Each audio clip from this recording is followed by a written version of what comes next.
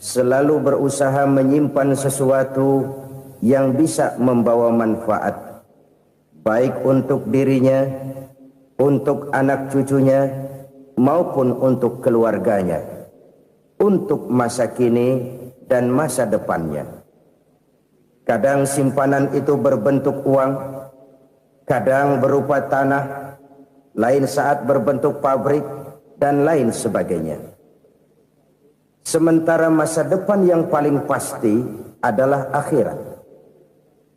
Jika untuk masa depan dunia kita rela memeras keringat, membanting tulang, pergi pagi dan pulang petang, menyimpan uang, menyimpan tanah, menyimpan pabrik, pernahkah kita merenung jika satu saat kiamat datang, kita dibangkitkan dari kubur masing-masing, berdiri di padang mahsyar untuk mempertanggungjawabkan seluruh kegiatan hidup kita di dunia ini, lalu kita akan menuju ke alam akhirat. Sudahkah kita mempunyai simpanan untuk akhirat kita? Pada pertemuan kali ini saya ingin menyampaikan sebuah hadis di mana Rasulullah sallallahu alaihi wasallam bersabda, "Arba'un min kanzil jannah." Simpanan sorga ada 4 macam.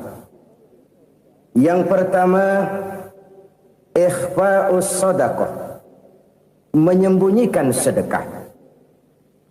Saudara-saudara kaum muslimin, sebagaimana yang kita maklum bahwa Allah Subhanahu wa taala melebihkan sebagian rezeki dari kita terhadap yang lain. Ada yang kaya, ada yang setengah kaya, ada yang miskin, ada yang setengah miskin, dan selanjutnya. Ada yang gajinya kecil tapi penghasilannya gede. Ada yang penghasilannya gede tapi enggak punya gaji. Ada juga yang memang gajinya gede dan penghasilannya gede.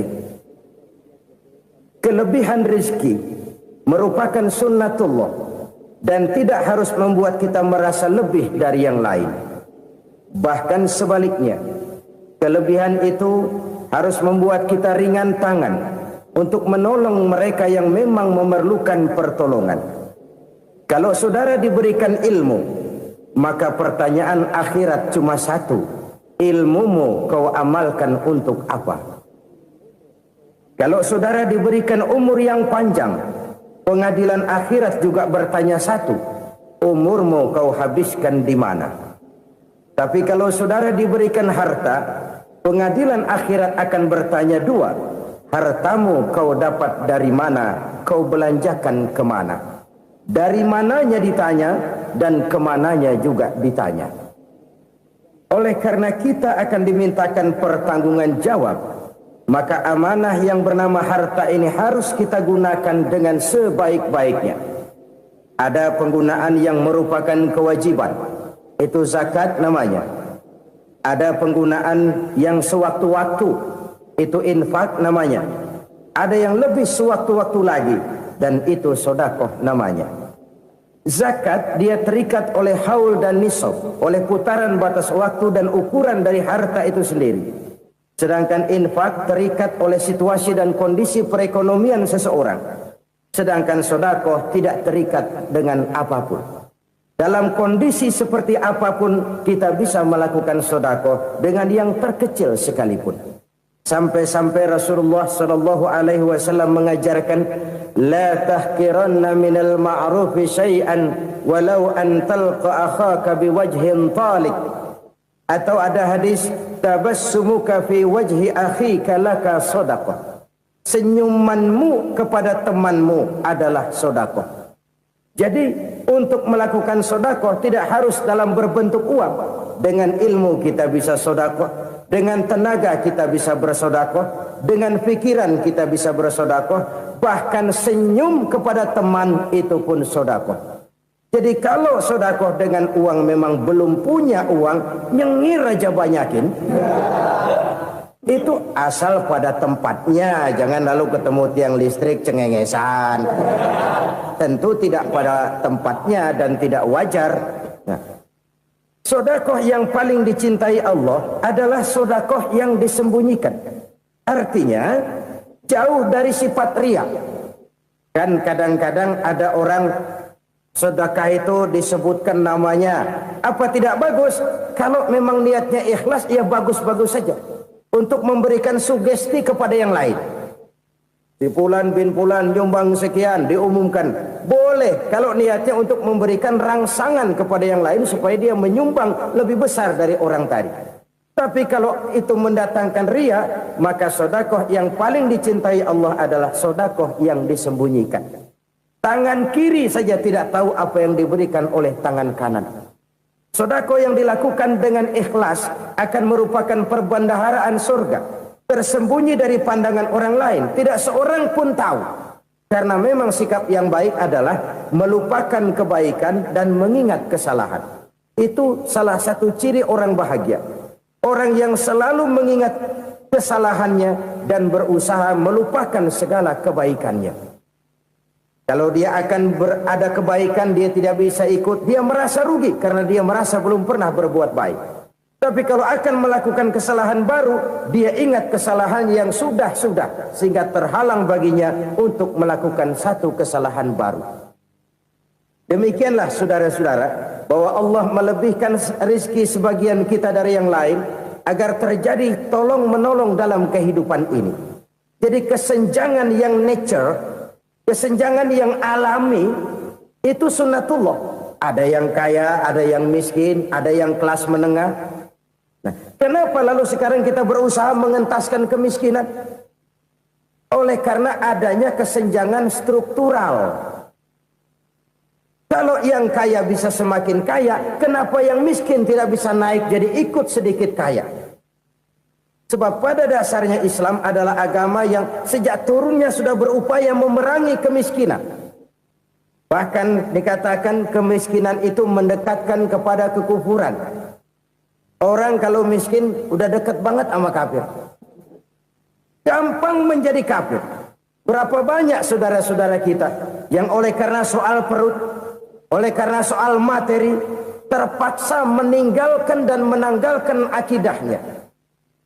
Menjual petunjuk yang diberikan Allah dengan kesenangan dunia yang cuma sebentar ini. Na'udzubillah, thumma na'udzubillah. Jadi makin kita sembunyikan satu sedekah, semakin banyak perbendaharaan kita di surga. Sedekah yang paling dicintai Allah adalah sedekah yang disembunyikan. Malahan ada seorang sufi, dia punya kebiasaan kalau pergi sholat Jumat dia bawa uang, itu uang dia taruh di bawah tikar masjid. Dia niat sedekah kepada siapa saja yang nemuin itu duit.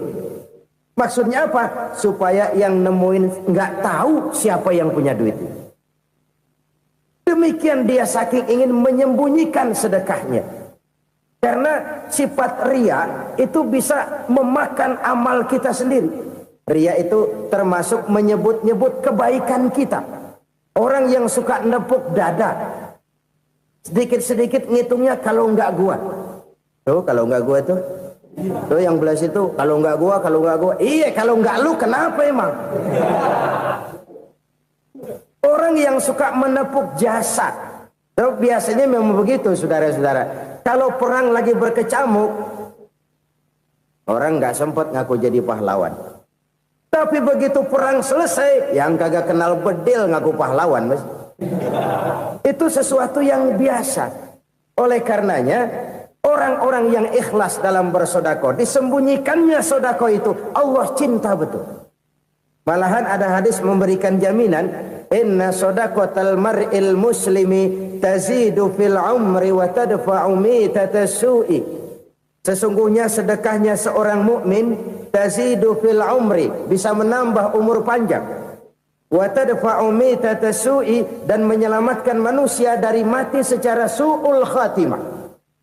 Jadi siapa yang kepengen panjang umur, banyaklah sedekah.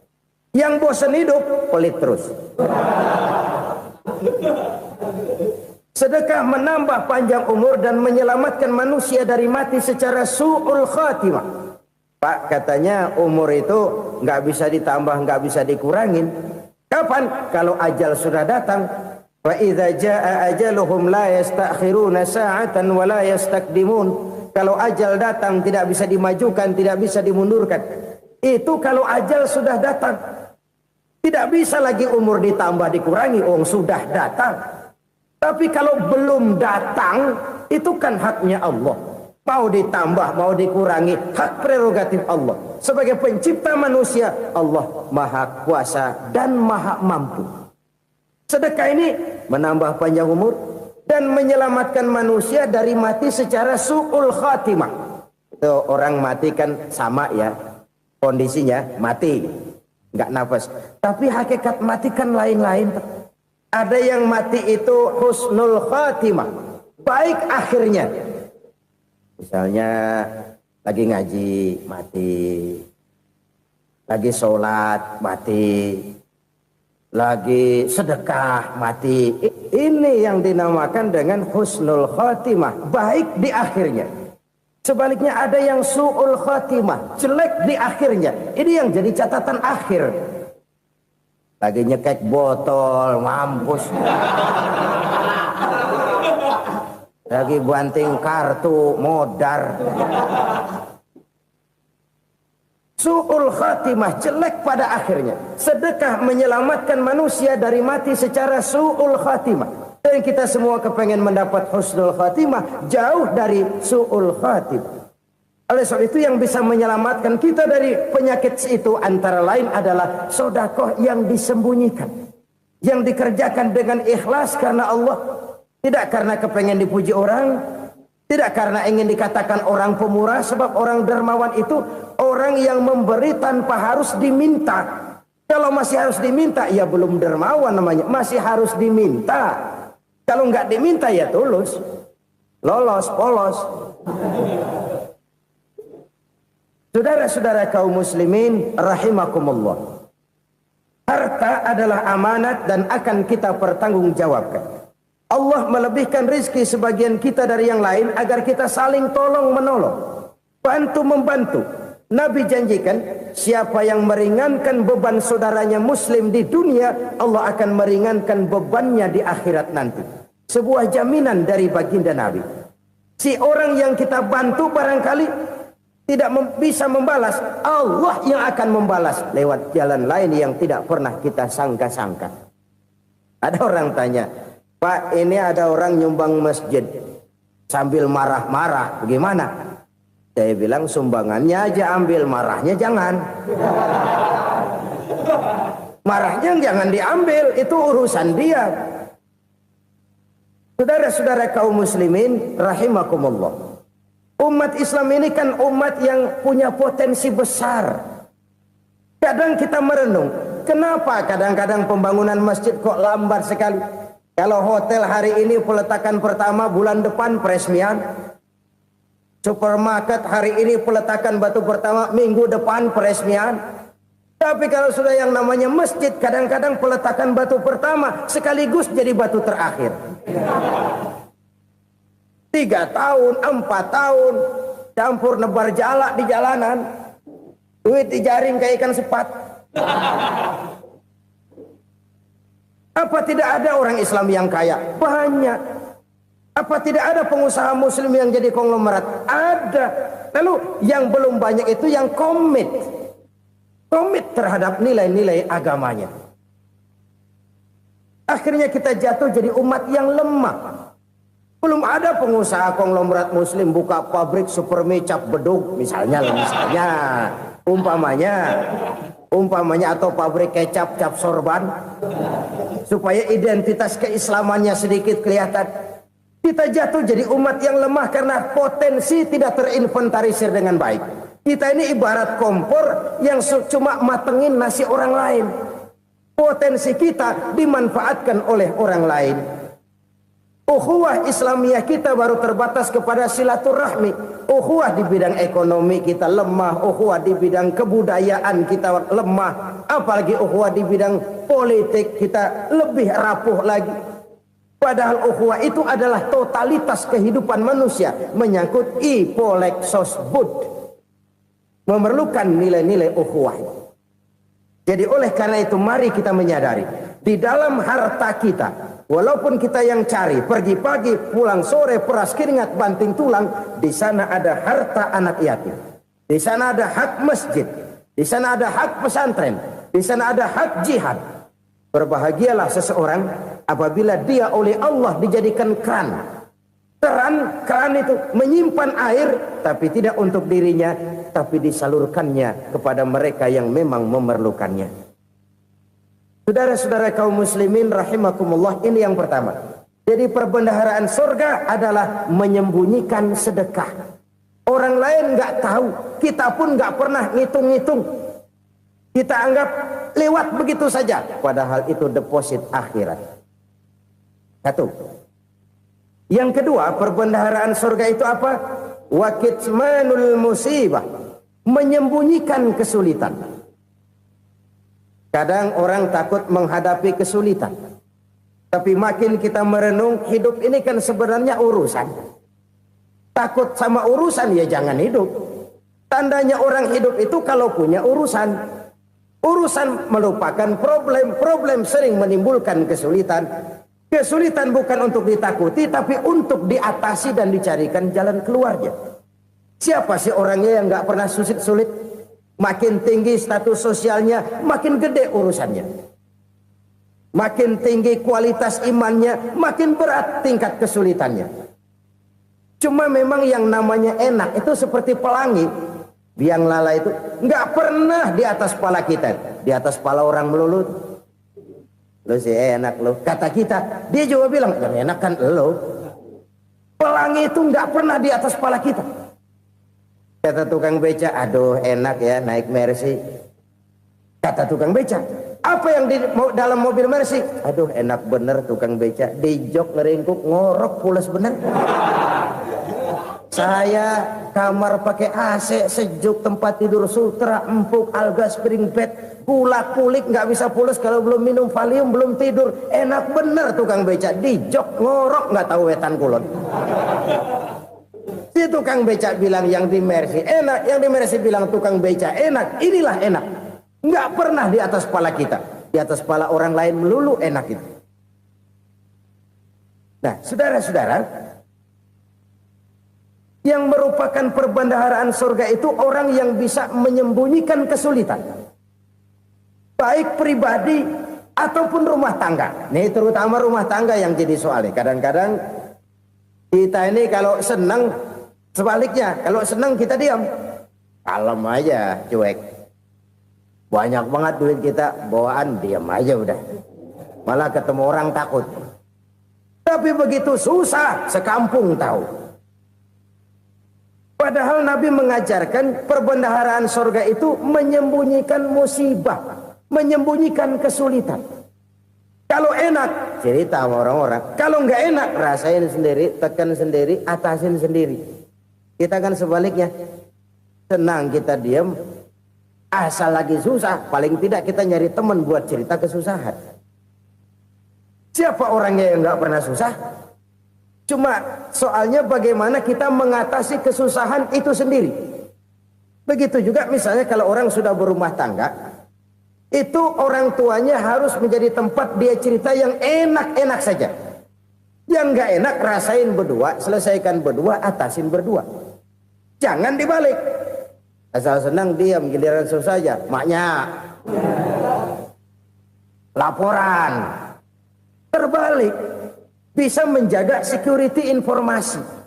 Maka nama bayam keluar diam, malah seluitan.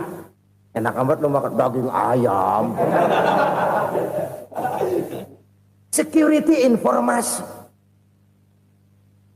Saudara-saudara kaum muslimin rahimakumullah, ujian yang terberat itu yang pernah diberikan kepada para nabi, para rasul, para aulia, para ulama. Makin tinggi keimanan, makin berat bentuk kesulitan. Ayo saya kemukakan satu contoh saja.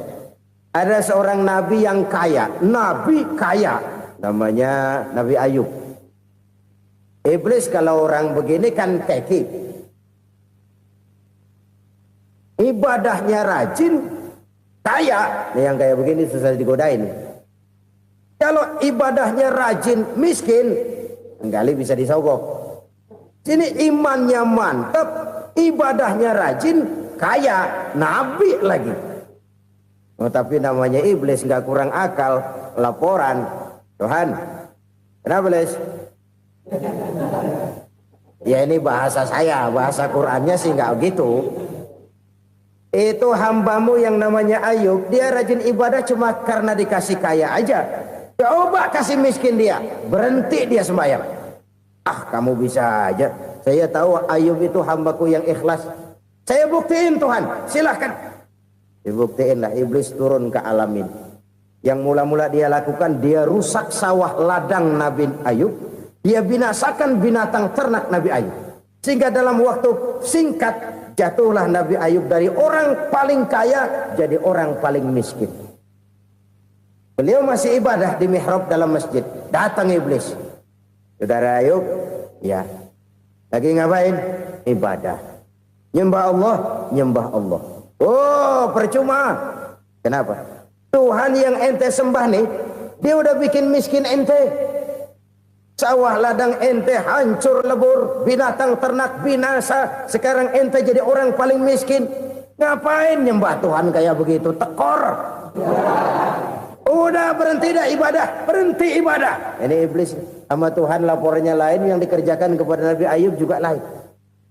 Benar begitu iblis kata Nabi Ayub? Iya, sawah ladang saya habis, buras. Binatang ternak saya binasa, binasa. Saya miskin, bangpak. Apa jawab Nabi Ayub? Bukan innalillahi, ya ini hebat. Alhamdulillahillazi a'tani wa akhza minni. Segala puji bagi Allah yang telah memberikan harta kepada saya dan sekarang mengambilnya lagi. Alhamdulillah. Allah yang ngasih, Allah yang ambil. Itu mah urusan Allah. Iblis cuman ibadah jalan terus, sujud lagi Nabi Ayub. Iblis seleher gondok banget. Dasar Nabi nggak mempan dia apa-apain. Miskin malah alhamdulillah. Allah yang ngasih, Allah yang ngambil. Jadi kalau kita tidak komit, kita tidak terikat kepada kaya, miskin, senang, susah, apa yang bisa bikin kita susah? Jadikan kekayaan, kemiskinan, jadikan senang, susah sebagai anak buah yang bisa kita atur. Jangan kekayaan ngatur kita, jangan kemiskinan ngatur kita. Kita yang harus mengatur mereka. Senang, susah, kaya, miskin, bahagia, sengsara, jadikan itu anak buah yang bisa kita atur. Kalau sekarang kita kaya, lain saat boleh jadi kita miskin, semiskin-miskinnya. Allah yang ngasih, Allah yang ngambil. Tenaga mana yang bisa menghalangi? Ibadah jalan terus. Iblis makin gondok. Dasar Nabi loh. Akhirnya apa? Nabi Ayub dikerjain, diberikan penyakit. Demikian fatal penyakitnya. Bayangin, udah miskin sakit. Masya Allah. Miskin sakit. Sakitnya nggak lama, kira-kira 16 tahun. Istrinya 3, 2 mental minta ceraiin. Ngerawatin laki bengek begini. Senang belum tentu, susah udah pasti nih. Cerai aja, cerai dah. Cerai. Tinggal satu Siti Rahmah yang setia menemani beliau. Sesetia-setianya hati perempuan. Satu saat Siti Rahmah bilang, "Bang, iya, abang kan Nabi bang. Lalu namanya Nabi kan doanya jarang meleset bang. Maksud kamu minta kenapa sih sama Tuhan biar abang sembuh baik dah bang?" Siti Rahmah, iya. Saya sakit berapa tahun sih dah? 16 tahun bang. Sebelum ini saya sehat berapa tahun? Ya kira-kira 60 tahun bang. Nah coba ente banding-bandingin Rahmah. Saya dikasih sehat 60 tahun. Dikasih sakit 16 tahun. Sudah nggak sabar. Mau doa kepada Allah minta sembuh. Saya malu. Malu kepada Allah. Diuji dengan yang luar biasa seperti ini. Tidak mengganggu stabilitas kehambaannya. Dia tetap menghamba kepada Allah subhanahu wa ta'ala. Saudara-saudara kaum muslimin rahimakumullah. Kunci menghadapi kesulitan itu apa? Allah jelaskan dalam satu ayat, wa basyiris sabirin alladzina iza asabathum musibah qalu inna lillahi wa inna ilaihi raji'un. Gembirakan orang-orang yang sabar Siapa mereka itu? Yang apabila mendapat musibah mereka kembali kepada keyakinan dasar. Segalanya dari Allah dan segalanya akan kembali kepada Allah. Ini konsepsi dasar dari sikap muslim dalam menghadapi berbagai kesulitan. Segalanya dari Allah, segalanya akan kembali kepada Allah. Kalau ini sudah kondisi dasarnya, maka kita akan lapang menghadapi kenyataan bagaimanapun pahitnya. Apakah itu namanya miskin, apakah itu namanya sakit, bahkan maut sekalipun. Maut sekalipun. Segalanya dari Allah, segalanya akan kembali kepada Allah. Ini sikap hidup, bukan sekedar ucapan. Kita kadang-kadang menjadikannya sebagai ucapan. Mulutnya sehingga berhenti, innalillahi wa inna ilaihi rajiun, tapi nangisnya terus gerung-gerungan. Bukan itu, ini kesadaran moral. Kalau segalanya dari Allah, segalanya kembali kepada Allah, kan sebenarnya cuma nunggu giliran. Hari ini saya nyembayangin dia, entah hari apa saya disembayangin orang. Hari ini saya antar dia ke kubur, entah hari apa orang nganterin saya ke kubur. Hari ini saya tahlilkan dia, entah nanti kapan orang tahlilkan saya. Segalanya dari Allah, segalanya akan kembali juga kepada Allah. Oleh sebab itu saudara-saudara, kesulitan bukan untuk ditakuti. Kesulitan justru untuk diatasi, dicarikan jalan keluarnya. Dan tidak ada orang yang tidak pernah mendapat kesulitan. Tidak ada.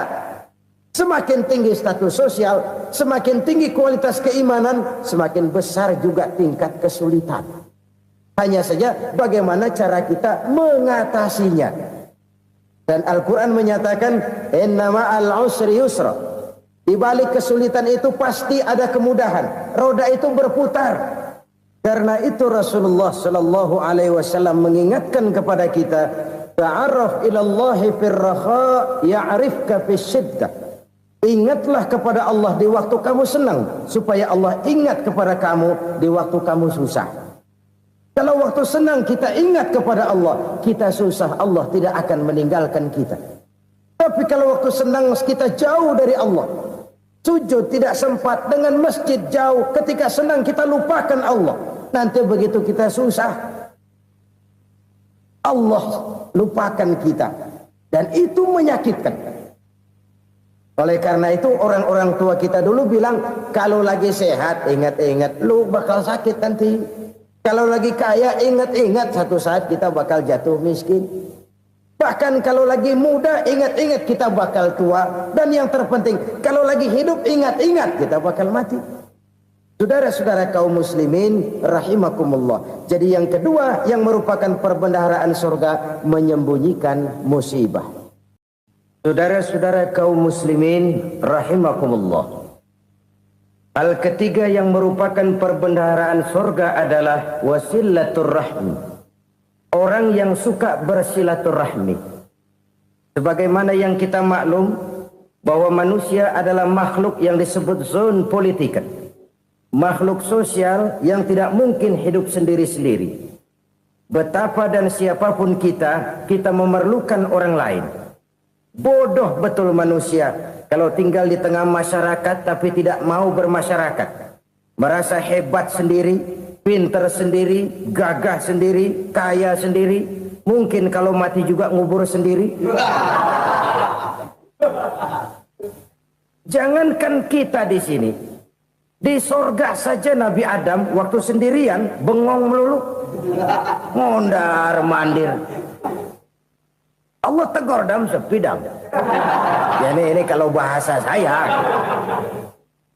Iya Tuhan, sepi ini nggak ada coret-corekan pisan ini.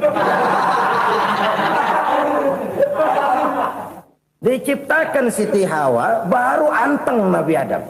Itu di sorga. Cobalah. Umpamanya saudara tinggal di Jakarta nih. Kayak bener. Apaan aja di Jakarta punya saudara dah. Jembatan Semanggi ambil. Monas, Buntel bawa pulang. Hotel-hotel ambil semua. Cuman tinggal di Jakarta sendirian. Apa enaknya?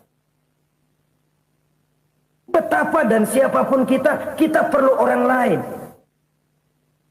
Tidak ada seorang pun yang bisa memenuhi kebutuhan hidupnya secara sendiri-sendiri. Nah, Islam telah menyelamatkan manusia dari ras diskriminasi. Mengikat manusia dengan persaudaraan yang berlandaskan kepada akidah. Karena itu dianjurkan bersilaturahmi. Bahkan Nabi menyatakan, man arada ayyubsata lahu fi rizqihi wa yunsa'a fi atharihi falyasil rahimah. Siapa yang kepengen diluaskan rezekinya dan dipanjangkan usianya, banyaklah ia bersilaturahmi. Siapa yang kepengen dimudahkan rezekinya, hendaknya ia banyak bersilaturahmi. Kalau banyak teman, kesulitan kan paling tidak ada tempat cerita. Udah susah sendirian, kita pikirin diri, nggak ada tempat tukar pikiran. Cepet banget sama bengek. Dilawan sendiri. Nah, secara makro kita bisa berkata, tidak mungkin ada kemenangan kalau tidak ada kekuatan. Tidak ada kekuatan kalau tidak ada kesatuan dan persatuan. Tidak mungkin ada kesatuan dan persatuan tanpa semangat silaturahmi. Kalau umat Islam mau menang, dia harus kuat. Kalau umat Islam mau kuat, dia harus bersatu. Kalau umat Islam mau bersatu, dia harus membudayakan silaturahmi ini. Bahkan sampai-sampai kata Nabi, kalau bisa cari nilai tambah. Apa? Silman qata'at. Bersilaturahmilah kau kepada orang yang marah denganmu. Masya Allah, indahnya ajaran agama kita. Orang yang marah pun kepada kita, kata Nabi, kalau bisa bersilaturahmilah kepadanya, kepada orang yang marah itu. Di situ nilai tambah. Cuman jujur nih hadis, ngucapinnya gampang, ngamalinnya yang berat banget. Orang marah sama kita, kita disuruh silaturahmi, ada apa malu? Lu marah, ada gua marahan lagi, tunggu pikirin. Saudara-saudara kaum muslimin rahimakumullah. Tapi ini yang diajarkan, bahkan ini yang dicontohkan oleh baginda Rasul. Bagaimana begitu mudah, misalnya satu saat Abu Jahal ini ngatur strategi bagaimana bikin Muhammad celaka. Dia gali lubang di depan tempat tidurnya. Dia tutupin daun korma. Terus dia panggil seseorang, ke sini. Kasih tahu Muhammad, pamannya sakit keras, minta ditengokin. Berangkat orang ini ke sana. Muhammad, labbaik. Pamanmu sakit keras, dia minta ditengokin. Baik, saya akan datang menjenguk beliau. Berangkatlah Nabi ke rumah Abu Jahal tanpa prasangka apapun. Abu Jahal udah pasang setil, selimut 3 rangkap setengah dipakai. Persis kayak orang meriang. Tapi sembari ngintip dari balik selimut. Begitu Muhammad buka pintu, nah masuk perangkap nih. Muhammad jalan menuju tempat pembaringan. Makin lama makin dekat, makin lama makin dekat. Makin dekat ke lubang yang dipasang oleh Abu Jahal itu. Dalam hati Abu Jahal, terus dah jatuh, mampus dah lo ini. Mampus lo hari ini. Apa yang terjadi? Malaikat Jibril datang. Muhammad, pamanmu cuma pura-pura sakit.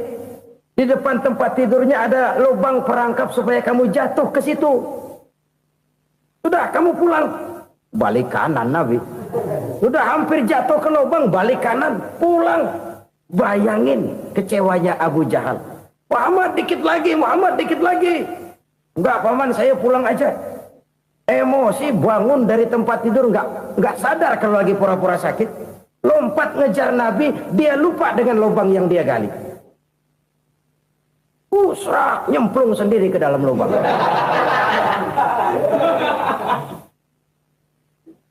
Nabi terus berlalu. Ini terjadi keanehan. Jatuh ke lubang yang dia gali itu sebenarnya nggak terlalu dalam ya, antara 3-4 meteran lah. Tolong saya jatuh ke lubang ini. Datanglah pelayan-pelayannya itu. Angkat saya dari sini. Oh, yang ngulurin tambang. Satu gulung, belum juga nyampe itu tambah. Kurang, beli lagi ke warung. Sambung, ulur lagi, nggak juga bisa sampai. Wah, ini kerjaan Muhammad ini. Tolong, siapa salah seorang kamu ke rumah Muhammad, kasih tahu encangnya kecebur. Minta ditolongin. Sampaikan kepada Rasul. Kenapa? Pamanmu jatuh ke lubang, Muhammad minta tolong diangkatin. Tambang udah nyambung-nyambung nggak nyampe juga. Ya, nanti saya datang, saya tolong. Coba. Nyata-nyata orang berniat jahat mau mencelakakan dia. Datang dia menolong. Ini yang disebut air tuba dibalas air susu ya ini. Bukan sebaliknya. Air tuba dibalas air susu. Paman, kecebur ya? Iya Muhammad, tolong ini. Pegang tangan saya. Nabi ulurkan tangannya. Nyampe. Dipegang oleh Abu Jahal. Diangkat ke atas. Sampai atas. Apa kata Abu Jahal? Sihirmu memang hebat Muhammad. Udah ditolongin dikata sihir. Yang enak kita kemplang kan itu orang begitu. Urusan apa? Tapi inilah akhlak. Kalau bisa kamu bersilaturahmilah dengan orang yang marah kepadamu sekalipun. Orang marah kita tetap baik. So, kalau kita berbuat baik sama orang yang memang baik, rasanya sih biasa-biasa aja. Orang baik kita baik lagi. Ya draw aja, belum ada nilai tambah di situ. Baru ada nilai tambah kalau kita bisa berbuat baik kepada orang yang nyakitin kita. Itu namanya kita setingkat di atas dia. Dia sakitin kita, kita berbuat baik sama dia. Dia pelit sama kita, kita baik sama dia. Dia marahin kita, kita deketin dia. Di situ kita punya nilai tambah. Jadi siapa yang ingin diluaskan rezekinya kata Nabi dan dipanjangkan umurnya, hendaklah ia banyak-banyak bersilaturahmi. Sederhana sebenarnya silaturahmi. Tapi silaturahmi membangkitkan semangat kesatuan dan persatuan. Kesatuan dan persatuan melahirkan kekuatan. Dalam matematika, 1 ditambah 1 pasti 2. Tapi di tengah masyarakat, 1 orang takut ditambah 1 orang takut, hasilnya jadi 2 orang setengah berani. Kenapa setengah berani? Karena udah berdua. Tadi pan takut sendirian. Kalau dia kumpul turu-turu takut lah jadi berani. Kita yang lemah, kita yang tidak berdaya, kita yang miskin, kalau mau kompak bersatu, apa yang nggak bisa kita kerjain? Apalagi tinggal di kota besar, pilihan cuma 2, bertahan atau minggir. Bertahan atau minggir. Untuk bisa bertahan harus mampu bersaing. Untuk mampu bersaing harus punya keahlian. Keahlian harus ditunjang dengan pendidikan. Ditambah oleh kekompakan sebagai umat. Udah miskin mencar mulu, orang injek kita.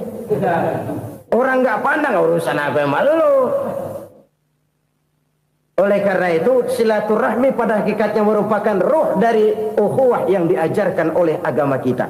Bagaimana Islam menyelamatkan masyarakat manusia dari ras diskriminasi, mengikat manusia, dan tidak ada persaudaraan yang lebih indah selain persaudaraan yang diikat dengan nilai-nilai akidah. Sepanjang orang di jalan Allah, itulah saudara kita. Keluar dia dari jalan Allah, selesailah persaudaraan sampai di situ. Karena itu, kalau ingin menyimpan sesuatu di surga, banyaklah bersilaturahmi. Datang ke rumah ini, datang ke rumah itu, dan lain sebagainya. Itu simpanan kita di akhirat nanti. Ini yang ketiga. Saudara-saudara, yang keempat, perbendaharaan surga itu apa? Wa qawlu la hawla wa la quwwata illa billah. Ucapan la haula wa la quwwata illa billah. Ibadah kan ada yang berat, modalnya besar. Bangun masjid berat, modalnya besar. Bangun rumah sakit berat, modalnya besar. Ada ibadah yang berat tapi modalnya ringan. Misalnya puasa. Puasa itu berat, mengendalikan nafsu. Kalau sekedar nggak makan nggak minum sih enteng, mengendalikan nafsu itu jihad terbesar. Tapi kan modalnya ringan, cuma niat saja. Ini ibadah berat, modalnya ringan. Ada ibadah yang ringan, modalnya juga enteng. Seperti termasuk ucapan la haula wa la quwwata illa billah. Tanpa sadar, la haula wa la quwwata illa billah, nyelengin tuh di surga.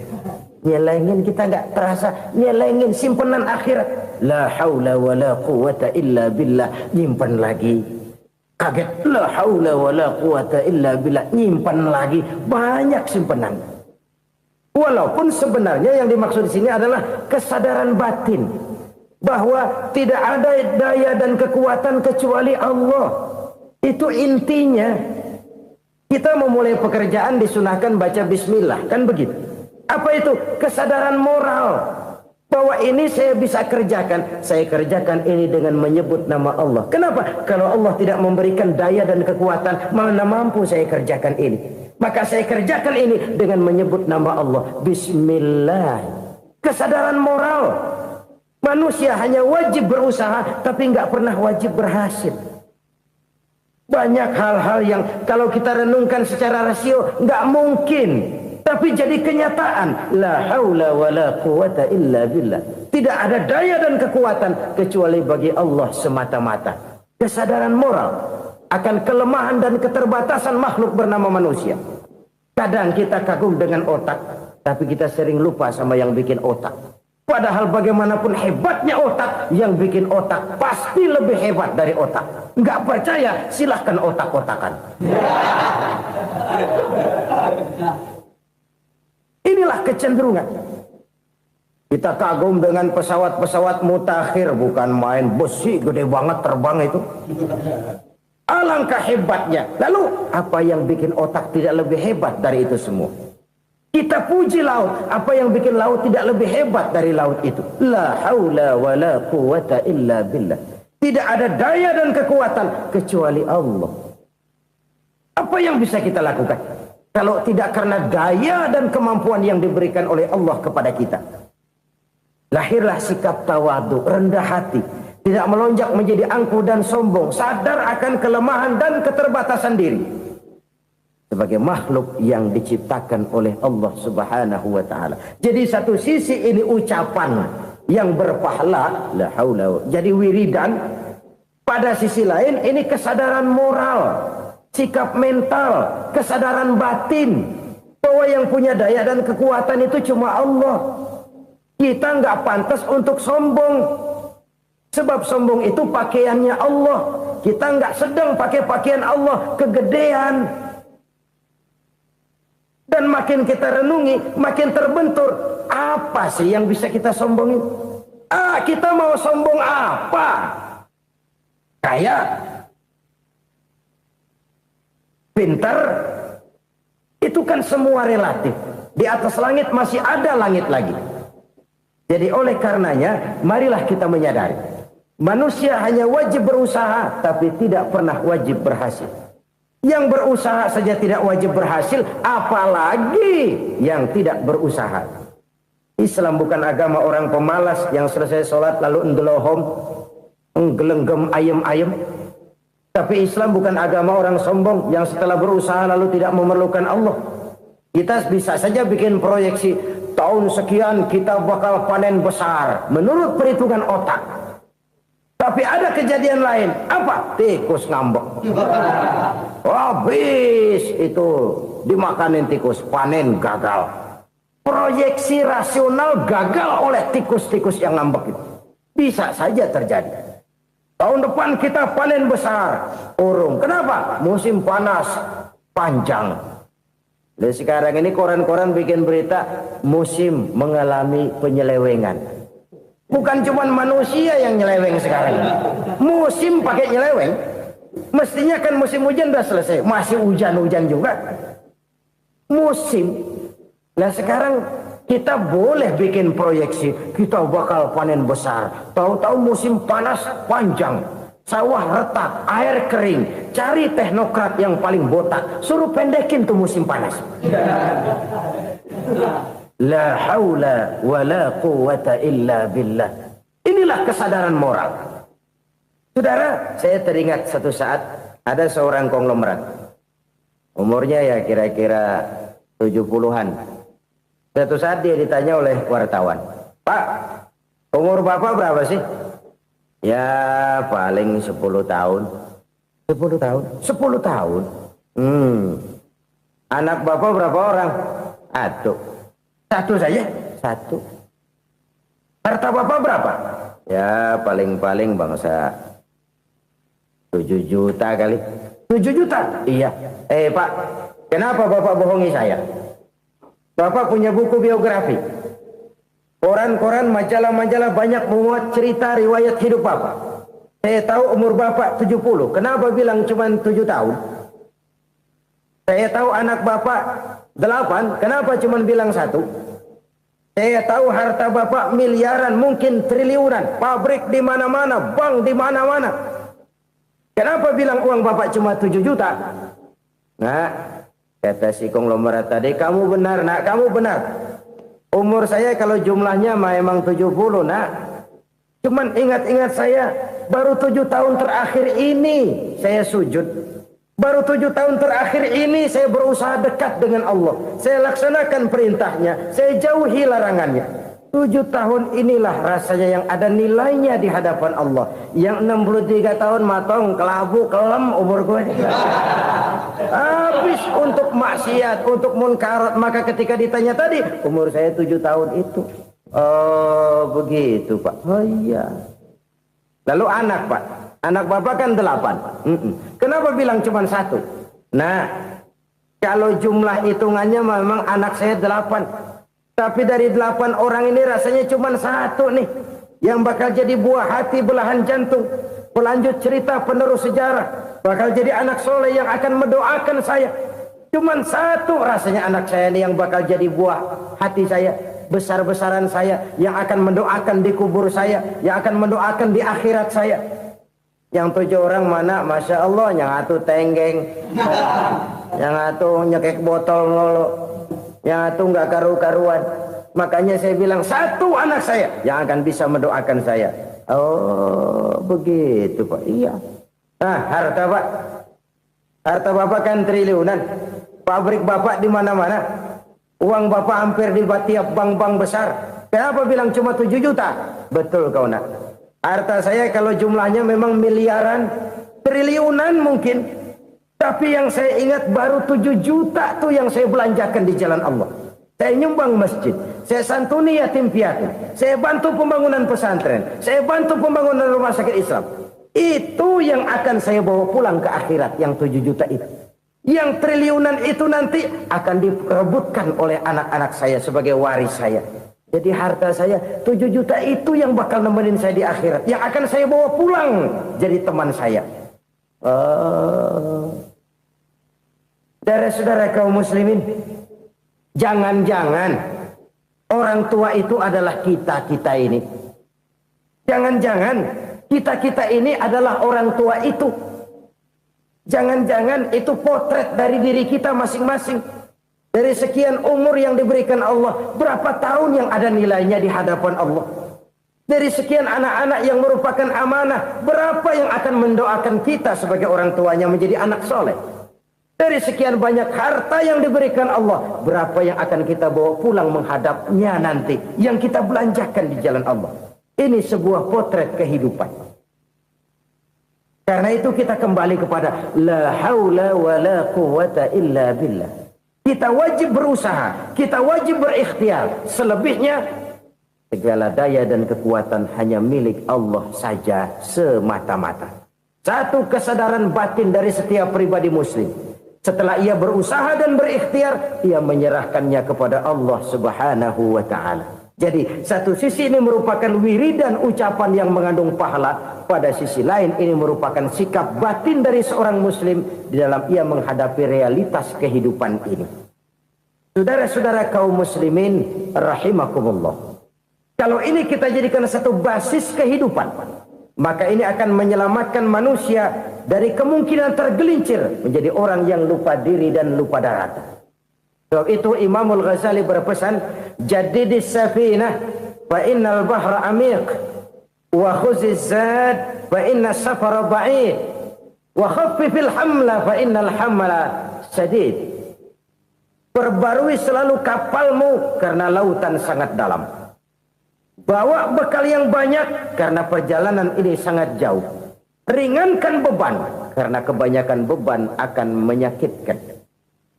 Alangkah indah kalimat ini, alangkah dalam makna yang terkandung di sana. Perbarui selalu kapalmu karena lautan sangat dalam. Apa artinya ini? Jaga mentalmu baik-baik. Pelihara imanmu baik-baik karena hidup penuh cobaan seperti lautan. Kita kalau berlayar di lautan kan kadang-kadang tenang, angin bertiup sepoi-sepoi basah. Jika malam datang bintang gemintang bertabur menghias cakrawala. Rembulan memantulkan sinarnya dengan indah. Dalam keadaan begitu berlayar enak. Tapi lain saat ombak menggunung, halilintar menyambar, angin topan bertiup. Berapa banyak sudah saudara-saudara kita yang tenggelam di lautan dunia tanpa sadar bahwa dia belum sampai kepada pantai yang akan dituju. Berapa banyak sudah saudara-saudara kita yang tenggelam di lautan dunia ini tanpa sempat bangkit lagi. Dia menyangka sudah sampai kepada tujuannya. Hati-hati kapal jangan sampai bocor karena lautan sangat dalam. Iman ini jaga baik-baik karena hidup penuh dengan ujian. Wa khuzizat fa inna safara ba'id. Bawa bekal yang banyak karena perjalanan sangat jauh. Saudara mau ke Bandung, bawa duit. Saudara mau ke Surabaya, banyakan lagi duitnya. Saudara mau ke Mekah, gepokan, iketan tuh duit nggak lembaran lagi. Makin jauh perjalanan, makin banyak bekal yang harus kita bawa. Kalau saudara dari Jakarta mau ke Surabaya, kagak bawa duit berangkat juga, itu sih bukan berani namanya, nekat. Sampai Surabaya belum tentu, sengsara di jalan udah pasti. Kenapa? Nggak bawa bekal berangkat. Sama juga kita nih, misalnya belum sempat sembahyang, mati. Waduh, berani banget orang. Belum punya bekal, mati. Sengsara di jalan. Atau bekal tidak cukup. Dari Jakarta saudara mau ke Surabaya, bawa duit 500 perak. Paling jauh Cikampek nyampenya itu. Paling jauh itu.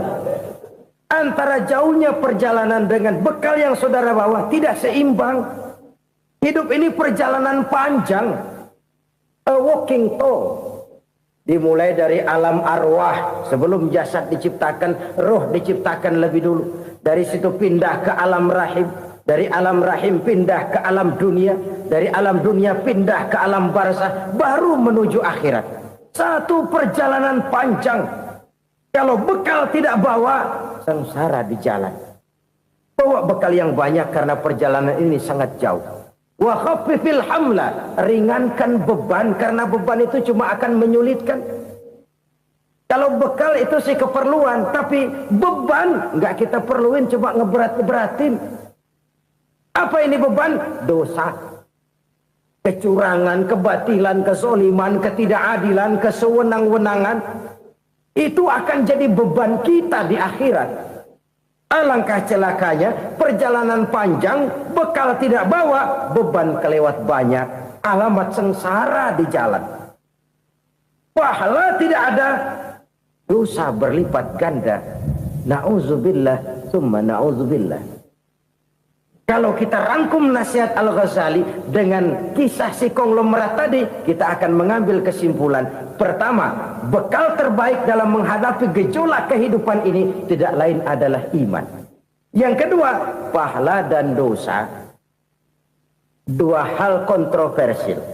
Pahala adalah bekal, dosa adalah beban. Tapi kita sekarang kan tidak begitu terangsang kepada yang abstrak. Orang berlomba mencari yang konkret-konkret saja. Yang real. Kalau memang dosa, benjol dong. Kira-kira begitu. Kira-kira begitu. Persis orang Yahudi dulu. Orang Yahudi itu kan pernah minta kepada Nabi Musa. Ya Musa lan nu'mina laka hatta narallaha jahrah. Musa, kami nggak bakal mau beriman kepada Allah kalau belum kami lihat Allah ada nongkrong di depan kami. Kalau memang Tuhan ada, taruh dong di depan kami. Mau yang konkret-konkret saja. Kalau memang dosa, benjol dong. Kalau memang pahala, berasa dong. Orang terangsang kepada yang real, yang konkret-konkret saja. Karena itu, untuk mengejar dosa, orang mau bayar. Tapi untuk mengejar pahala, walaupun tidak bayar, orang segan. Ini yang dikatakan oleh Nabi, kamu mengharapkan ke surga, tapi kamu berat melaksanakan sesuatu yang bisa membawa kamu ke surga. Kamu ingin jauh dari neraka, tapi tiap saat kamu lakukan perbuatan-perbuatan yang justru menjerumuskan kamu ke neraka. Idda'aitum an-najata minan nar wa ramaitum fiha anfusakum. Kamu ingin selamat dari neraka, tapi kamu lemparkan diri kamu ke neraka. Kamu ingin masuk surga, tapi berat sekali kamu melakukan perbuatan-perbuatan yang bisa menyampaikan kamu di surga. Saudara-saudara kaum muslimin rahimakumullah. Jadi hal keempat yang merupakan perbendaharaan surga adalah la haula wa la quwwata illa billah. Satu sisi ini merupakan ucapan yang memperberat timbangan akhirat. Pada sisi lain ini merupakan sikap hidup seorang muslim. Kesadaran batin yang sangat dalam bahwa tidak ada daya dan kekuatan kecuali Allah. Dan itu kita simbolkan pada saat memulai pekerjaan dengan Bismillah. Dengan menyebut nama Allah. Satu kesadaran moral. Saya hanya bisa melakukan ini karena diberikan daya dan kekuatan oleh Allah. Lahirlah sikap tawadu, rendah hati, tidak melonjak menjadi angkuh dan sombong. Saudara-saudara, sampai sini dulu jumpa kita kali ini. Semoga 4 perbendaharaan surga ini dapat kita lakukan, yang kelak akan merupakan bekal kita di kemudian hari nanti. Amin ya rabbal alamin. Bapak-bapak, ibu-ibu, saudara-saudara kaum muslimin rahimakumullah. Di dalam kehidupan kita sebagai seorang muslim, minimal 5 kali dalam sehari semalam kita mendengar seruan untuk mendirikan solat yang disebut azan. Ada kalimat menarik di dalam kalimat azan itu, yakni seruan hayya 'alal falah, marilah menuju kepada keberuntungan, marilah meraih kemenangan. Seruan ini adalah kecenderungan dari setiap manusia, apapun warna kulitnya. Artinya, setiap orang dalam hidup selalu ingin meraih dan mencari kemenangan. Kemenangan akan melahirkan kepuasan batin, dan kepuasan batin memberikan kebahagiaan.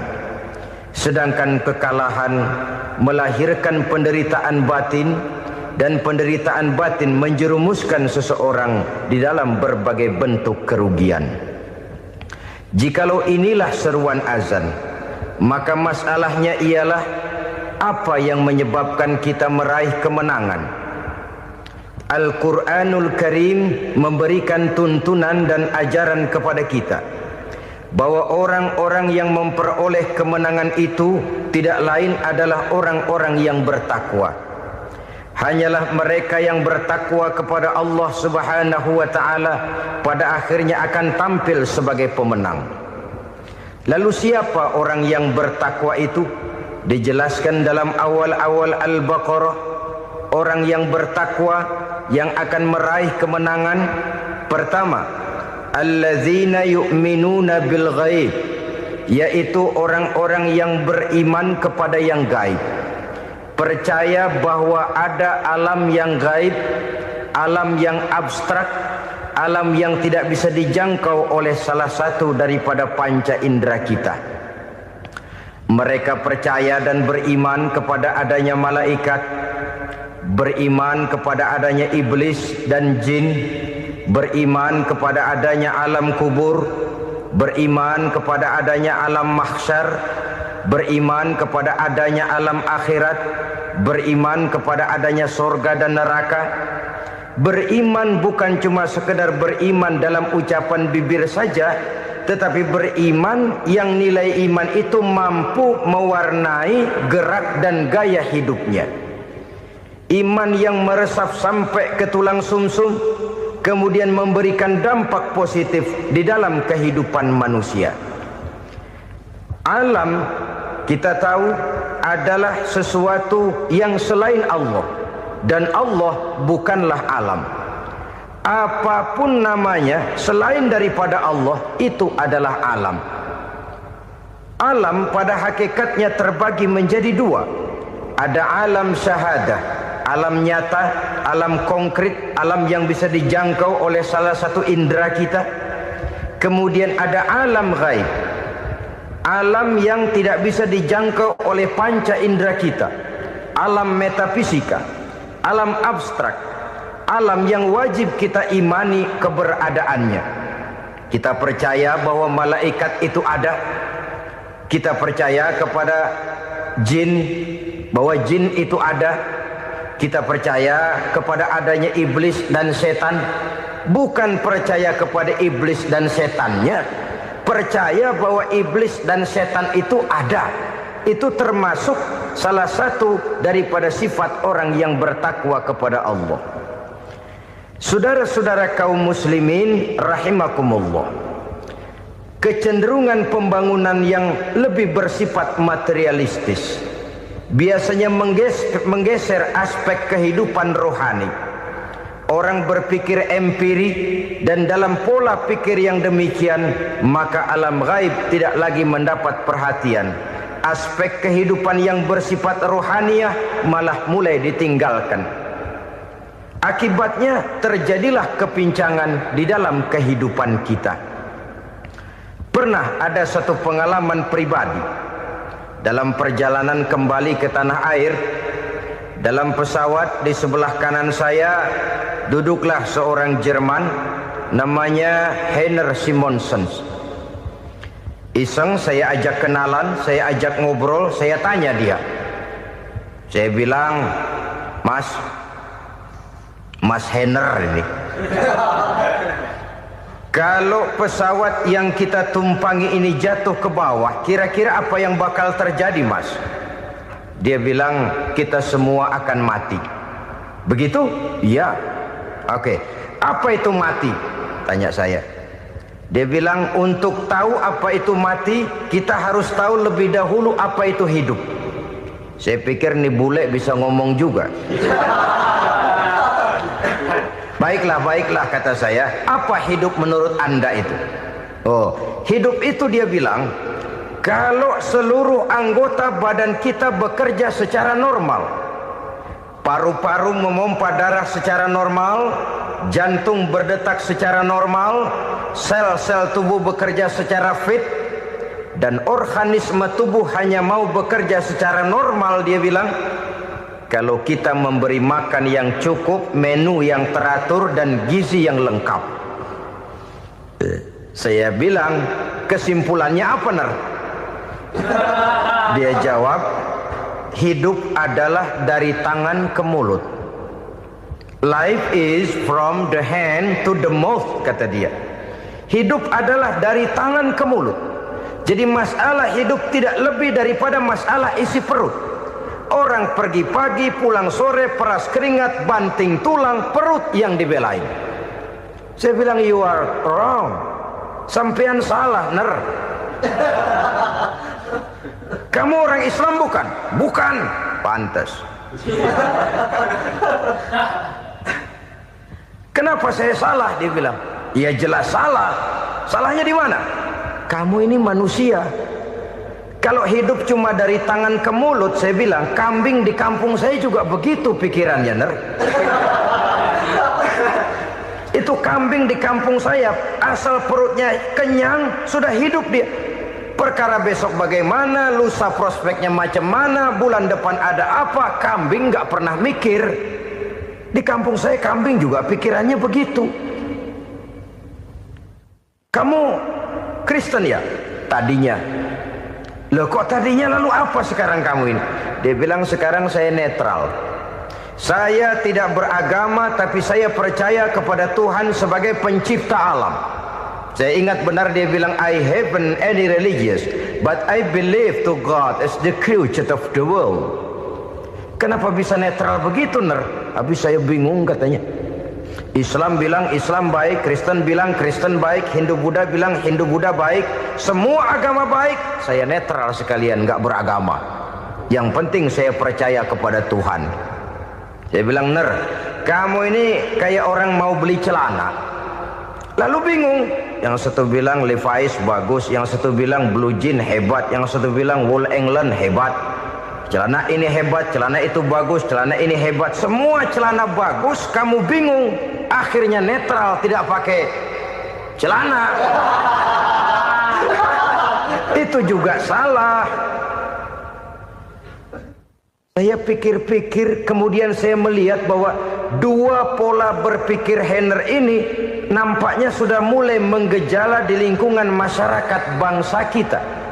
Disadari atau tidak, secara jujur kita harus berkata, dua pola pemikiran Heiner ini mulai berkembang di tengah masyarakat bangsa kita. Pertama, pola pikir materialisme. Hidup adalah dari tangan ke mulut. Masalah hidup tidak lebih masalah isi perut. Itu yang perlu dibela, dan disitulah arti kehidupan. Pergi pagi, pulang sore, peras keringat, banting tulang untuk mempertahankan perut. Kalau sudah kemari cara orang berpikir, maka buat apa percaya kepada yang gaib?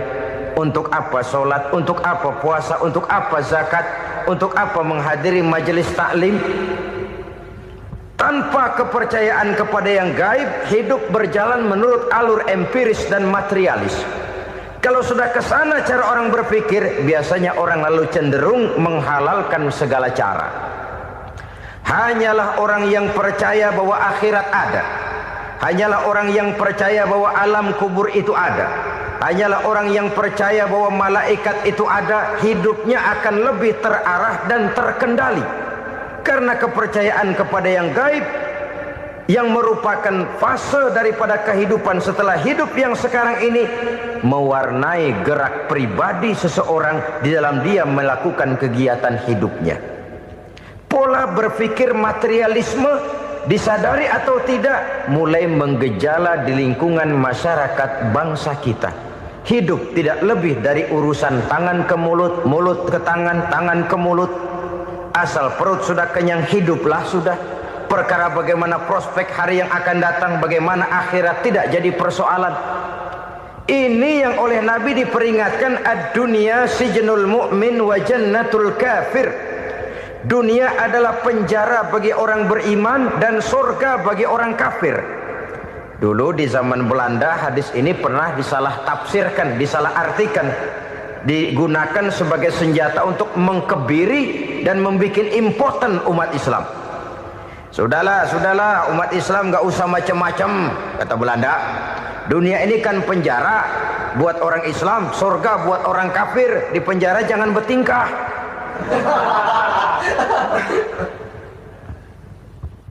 Pengertiannya tidak begitu. Dunia adalah penjara bagi orang mukmin. Artinya dalam kehidupan dunia seorang mukmin tidak bebas memperturutkan hawa nafsunya. Di penjara hawa nafsunya itu. Sebaliknya, surga bagi orang-orang kafir. Buat orang kafir, surgalah dunia ini. Mereka bebas memperturutkan hawa nafsunya. Dilarang tidak terlarang, dicegah pun tidak tercegah. Mereka hidup menurut alur bisikan nafsu mereka sendiri. Kemudian bila ajal datang, maut merenggut nyawa, selesailah surganya sampai di situ. Maka bagi orang-orang yang tidak percaya kepada adanya akhirat, kepada adanya alam gaib, surganya sebatas umurnya. Sekali lagi, surganya sebatas umurnya. Bila umur selesai, ajal pun datang merenggut nyawa, selesailah sudah surganya sampai di situ. Alangkah pendeknya perjalanan orang-orang yang tidak percaya kepada alam gaib ini. Bagi kita mukmin, jikalau kita mampu memenjarakan hawa nafsu, kita bisa bahagia di dunia ini. Dan Islam memang tidak menyuruh kita sengsara di dunia. Raih dunia, kejar dunia, gapai dunia sebagai alat untuk mencapai kebahagiaan di akhirat nanti. Hidup adalah satu perjalanan panjang yang terbentang sejak kita terlahir dari alam rahim sampai kepada alam akhirat nanti. Andai kata kita gagal meraih kebahagiaan di dunia, toh kita masih punya akhirat. Tapi jangan jadi dalil yang melemahkan semangat. Biarin dah kita di dunia kebelangsak, yang penting akhirat. Akhirnya dunia benar-benar kebelangsak. Bagaimana dunia ini bisa kita raih, dan bagaimana meraih dunia untuk menunjang kepentingan akhirat nanti. Yang kedua dari pikiran Heiner yang saya lihat menggejala di lingkungan masyarakat bangsa kita, timbulnya manusia-manusia netral. Seolah-olah Tuhan yes, agama no. Sama Tuhan percaya, agama ogah. Tuhan ngangguk, giliran agama godeng. Padahal hampir dalam setiap ayat dalam Quran, kata-kata amanu biasanya bergandeng dengan wa amilus shalihat. iman dan amal soleh. Ini sebagai isyarat Tuhan dan agama jangan pernah dipisah-pisah. Apabila kita bertuhan, maka kita harus beragama. Apabila kita beragama, maka agama itu harus bersumberkan dari Tuhan yang kita imani itu. Tidak mungkin kita pisah, Tuhan yes, agama no. Sama Tuhan percaya tapi agama bikin sendiri. Sembayangnya cukup bengong 2 jam madep ngulon.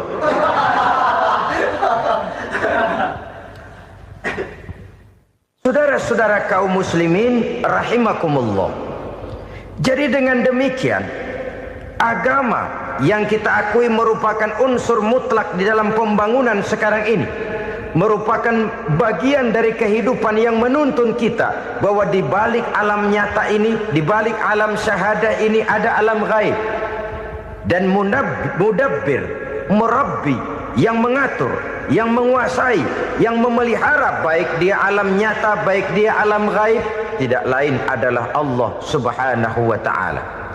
Di sana ada satu super power, satu maha kekuatan yang kita perlu bersandar kepadanya. Sebagai makhluk nyata yang hidup di alam nyata, berbuatlah secara nyata sebagaimana harusnya kita berbuat. Karena Islam jelas bukan agamanya orang pemalas. Islam jelas bukan agamanya orang yang mengajarkan setelah selesai sholat boleh duduk, nggelenggem ayam-ayam, ndelohom, menghitung bintang di langit sambil menunggu keajaiban. Tidak. Islam adalah agama yang mengajarkan apabila sholat sudah selesai kamu kerjakan, bertebaranlah di permukaan bumi, cari karunia Tuhanmu. Jangan hidup berpangku tangan menunggu keajaiban. Karena hidup bukan undian. Jangan berharap untung besar tanpa mau peras keringat. Tapi di sebalik itu toh kita juga harus yakin bahwa di sisi usaha nyata yang kita lakukan ada satu super power, satu maha kekuatan gaib yang menentukan berhasil dan tidaknya usaha kita. Kepercayaan kepada hal semacam inilah yang mendorong kita untuk mempunyai sandaran vertikal, agar jikalau usaha ini berhasil, kita tidak lupa diri dan lupa daratan. Jikalau usaha ini gagal, kita tidak putus asa dan buruk sangka, tidak cupik pandangan dan sempit hati, tapi mampu melihat persoalan dengan kacamata putih sambil husnuzon kepada Allah Subhanahu wa ta'ala. Kita percaya malaikat itu ada. Ada yang namanya raqib dan atid, mengawasi gerak hidup kita sampai kepada gerak hati kita. Ini memberikan sugesti agar kita berhati-hati. Tidak sejengkal tanah pun kita bisa berlindung dari pengawasan raqib dan atid. Ada munkar nakir yang akan menyoal kita di alam kubur. Ada malaikat Malik, penjaga neraka. Ada malaikat Ridwan yang menjaga surga. Kita percaya kepada adanya jin, kita percaya kepada adanya setan, iblis. Percaya kepada adanya, bukan mempercayai si setan, si iblis lalu menjadikannya sebagai teman. Tidak. Percaya bahwa mereka itu ada dan merupakan makhluk Allah yang gaib yang diciptakan Allah Azza wa Jalla. Kepercayaan kepada alam gaib memberikan motivasi terhadap gerak lahir manusia, sehingga dengan motivasi kepercayaan kepada yang gaib, gerak lahir jadi lebih terarah, jadi lebih terpelihara. Pernah seseorang bertanya, "Pak, apakah adanya akhirat bisa dibuktikan secara ilmiah?" Saya bilang tidak bisa, tidak bisa. Kenapa? Karena yang berangkat nggak pernah pulang kemari lagi. Kalau dia pulang kemari bisa kita tanya bagaimana enak di sono. Cuma secara moral saya katakan, lebih beruntung orang yang percaya kepada akhirat daripada yang tidak. Sekarang saudara percaya akhirat ada, lalu saudara baik-baik di dunia, sholat, puasa, zakat, menolong orang lain, menebarkan kebajikan. Saudara mati, andai kata akhirat tidak ada, toh dalam hidup saudara sudah berbuat baik. Paling tidak nama saudara akan dikenang sebagai orang baik. Sebaliknya, saudara percaya, kata saya, bahwa akhirat tidak ada, lalu hidup semau-maunya, tenggelam dalam maksiat dan munkarat, menentang Allah, tidak mau ruku dan sujud, lalu saudara mati, kemudian akhirat ada, ayo mau apa? Bekal tidak punya. Jadi secara moral lebih beruntung orang yang percaya kepada adanya akhirat daripada yang tidak percaya. Dan itu alam gaib yang tidak bisa dibuktikan secara eksat. Jangankan untuk membuktikan seperti itu, dalam kehidupan sehari-hari saja yang kita rasakan tidak selalu berbentuk toh. Angin, bagaimana sih bentuknya angin? Kita tidak tahu. Merah, buktinya kalau dikerok merah. Yang merah itu kulit, yang kulit kita bukan anginnya. Sakit, rasa sakit itu ada, tapi bagaimana bentuk sakit kita nggak pernah tahu. Kalau kita makan cabai pedas, bagaimana bentuk pedas itu tidak ada, tapi rasa ada. Bentuk pedas hijau, cabenya bukan pedasnya. Tidak semua yang kita rasakan bisa kita gambarkan dalam bentuk yang konkret. Oleh karena itu, sekali lagi bahwa kepercayaan kepada alam yang gaib mampu memberikan satu sugesti yang menata kehidupan seseorang lebih lurus, lebih terarah, dan lebih terkendali.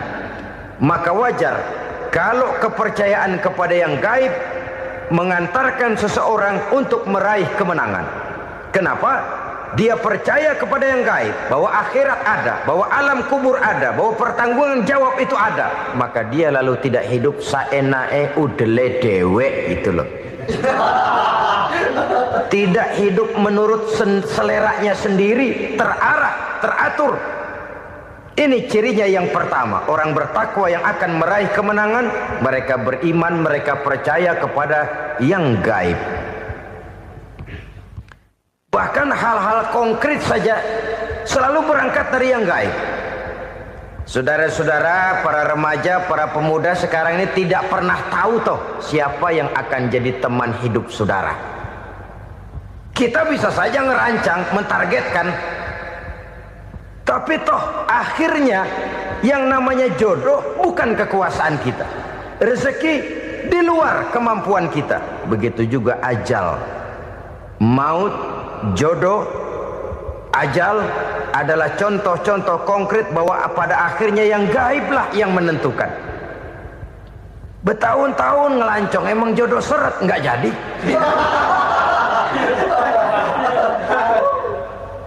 Begitu kenal baru setengah malam nginep ditangkap hansip kan. Hal-hal semacam itu kadang-kadang kita berpikir suuzon, gile, perempuannya cakep banget, lakinya rebek amat. Memang begitulah jodohnya. Memang begitulah jodohnya. Saudara hadirin ma'asyiral muslimin yang saya hormati, jadi hal-hal yang konkret saja kita yakini sepenuhnya ditentukan oleh satu superpower yang gaib itu tadi. Dari sanalah segala ketentuan itu berangkat dan kesanalah segalanya akan kembali. Maka kepercayaan kepada yang gaib meluruskan gerak hidup seseorang dan itu akan mengantarkan dia kepada meraih kemenangan. Satu. Yang kedua, wa yuqimuna shalah. Orang bertakwa yang akan meraih kemenangan itu adalah orang-orang yang mendirikan sholat. Kenapa sholat mengantarkan orang untuk meraih kemenangan? Yang jelas, inna sholata tanha anil fahsya'i wal munkar. Sholat mampu mencegah manusia dari perbuatan keji dan munkar. Banyak filsafat hidup yang terkandung di dalam sholat ini. Sejak kita wudhu sampai kita menghadap ke arah kiblat, sampai kita melakukan gerak-gerak sholat, bacaan-bacaan yang ada di dalam sholat, lalu sampai kepada mengucapkan salam. Banyak filsafat hidup yang terkandung di dalam sholat. Umpamanya saja, setelah takbiratul ihram mulai kita dengan sholat dalam posisi berdiri, diajarkan dalam kitab-kitab fikih agar kita melihat ke arah tempat sujud. Ini kan filsafat kehidupan. Kalau kamu sholat dalam posisi berdiri, lihat tempat sujud. Jangan sholat mata jelalatan, sebab nanti bisa mengurangi kekhusyuan. Jadi wajar kalau yang dikatakan bahwa yang paling afdol adalah shaf yang di depan. Kenapa? Secara harfiah pengertiannya akan lebih mengundang kekhusyuan. Kenapa? Kalau kita di shaf paling depan di masjid umpamanya paling banter kita lihat tembok. Tapi kalau kita shaf di tengah atau di belakang, orang-orang di depan kita pun akan kelihatan. Yang bajunya loreng, yang bajunya genggang, yang bajunya macam-macam. Kita lihat, kadang-kadang kita pikirin, ada yang bajunya bolong. Kita sholat tapi dalam hati, nih orang bajunya robek yang nggak tahu apa. Ada saja hal-hal yang mengusik kekhusyuan kita. Oleh sebab itu diajarkan dalam posisi berdiri, lihat, arahkan pandangan matamu kepada tempat sujud. Ini kan filsafat kehidupan. Maksudnya apa? Kalau lagi diri lihat dong tempat sujud. Kalau udah di atas ingat dong sama yang bawah. Kalau sudah tinggi ingat dong dari mana kamu berangkat. Kalau sudah berkuasa bantu dong yang lemah. Kalau sudah kaya santuni dong yang miskin. Kalau sudah alim bimbing dong yang awam. Ini filsafat kehidupan. Dalam posisi berdiri kau lihat tempat sujud. Ini akan melahirkan kepekaan sosial di mana seseorang mau tahu kepada orang lainnya. Bagaimanapun kaya kita, tinggi pangkat dan jabatan kita, jikalau hidup hanya untuk kepentingan perut sendiri saja, rasanya belum membawa manfaat di dalam kehidupan kita. Tapi efek yang tertinggi sesungguhnya, sholat mencegah manusia dari perbuatan keji dan munkar.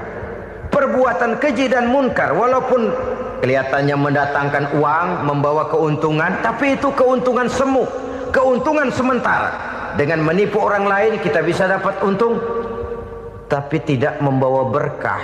Dan itu adalah kerugian besar dalam kehidupan kita. Maka untuk meraih kemenangan harus dimulai dengan membentuk kepribadian yang tegar, memiliki sandaran vertikal yang langsung kepada Allah Subhanahu wa ta'ala. Dan itu hanya bisa kita tempuh melalui jalur ibadah formal yang sudah ditentukan Allah, yakni sholat yang 5 waktu. Untuk memperkuat itu ada sholat-sholat sunnah, rawatib, nawafil sebagai terminal-terminal kontrol cadangan untuk memelihara stabilitas temperatur batin di dalam kita berhubungan dengan zat yang maha gaib, yaitu Allah Subhanahu wa ta'ala. Orang sering bertanya, Pak, itu tetangga saya nggak sholat, duitnya nggak habis-habis, Pak. Nggak sholat tapi mobilnya tambah terus. Nggak sholat tapi usahanya makin maju. Tapi di sisi lain ada orang yang rajin sholat, rezekinya butak bener. Anaknya mana kurus, mana korengan. Saudara hadirin ma'asyiral muslimin rahimakumullah. Harus saya katakan bahwa sholat memang bukan untuk cari duit. Sholat adalah sandaran vertikal kita kepada Allah. Sedangkan soal rezeki itu berkaitan dengan sifat Allah maha pengasih dan maha penyayang. Allah maha pengasih, siapapun dikasih kalau mau usaha. Allah maha penyayang, tidak semua orang disayang oleh Allah Azza wa Jalla. Dan belum tentu banyak harta itu merupakan nikmat. Mungkin juga istidraj. Artinya istidraj itu dikasih tapi diambulin, kalau bahasa Betawinya itu. Dikasih tapi diambulin, itu bukan merupakan nikmat sesungguhnya, lebih merupakan azab dari Allah Subhanahu wa ta'ala.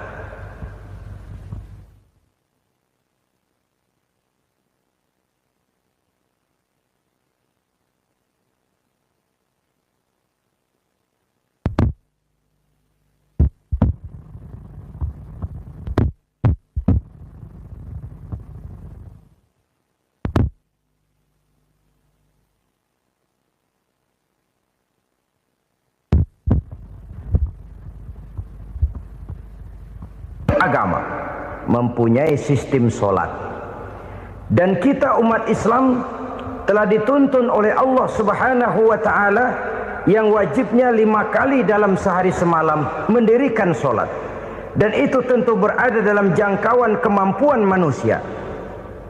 Pada awalnya barangkali kita memang merasa sholat itu satu kewajiban, tapi semakin kita hayati makna, manfaat dan filsafat yang terkandung di dalam ajaran sholat, semakin sampai kita kepada keyakinan bahwa sholat adalah keperluan kita. Sehingga pada waktu tertentu dinilai puncaknya, kita tidak lagi akan berkata saya wajib sholat, tapi kita akan berkata saya perlu sholat. Kalau kita sudah merasakan itu adalah keperluan kita, nah di sanalah kita baru akan merasakan ruginya kalau hal itu tidak kita laksanakan. Sepanjang kita masih berkata saya wajib sholat, kita akan lebih merasakan dia sebagai beban ketimbang sebagai keperluan. Yang jelas Allah tidak memerlukan ibadah yang kita laksanakan ini. Dengan kata lain, andai kata satu dunia penuh ini orang tidak ada yang sholat satu pun, Allah tidak akan turun dari jabatan Tuhan. Jangan lalu berpikir kalau kita ngambek se-RW kagak sembahyang Tuhan tekor kali ini ya. Tentu tidak. Itu perlunya kita, bukan perlunya Allah. Dan pada induknya kita akan berkata saya perlu agama.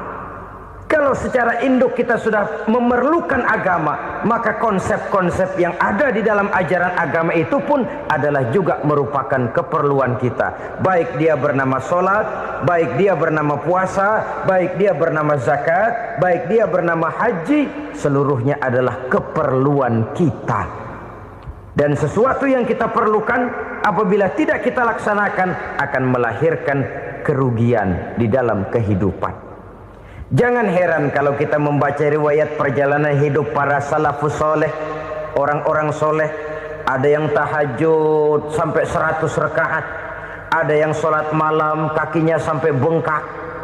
Kita sekalinya bengkak biri-biri.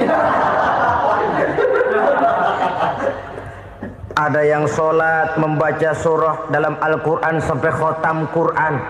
Kok mau? Mereka sudah merasakan itu keperluan. Itu saja soalnya. Satu saat pun jikalau kita merasa bahwa itu keperluan saya, kita pun akan melaksanakan seperti itu. Keperluan saya dalam kehidupan. Inilah yang kedua. Yang ketiga, orang bertakwa yang akan meraih kemenangan itu, wa mimma razaqnahum yunfikun. Mereka membelanjakan sebagian daripada rezeki yang diberikan Allah kepada mereka. Mereka infakkan di jalan Allah. Ada satu dialog menarik. Satu hari seorang anak muda bertemu dengan seorang kakek-kakek yang sudah dikenalnya baik. Bertanyalah anak muda ini, "Kek, umur kakek berapa tahun?" 15 tahun, kata si kakek. "Anak kakek berapa orang?" 1. "Harta kakek berapa banyak?"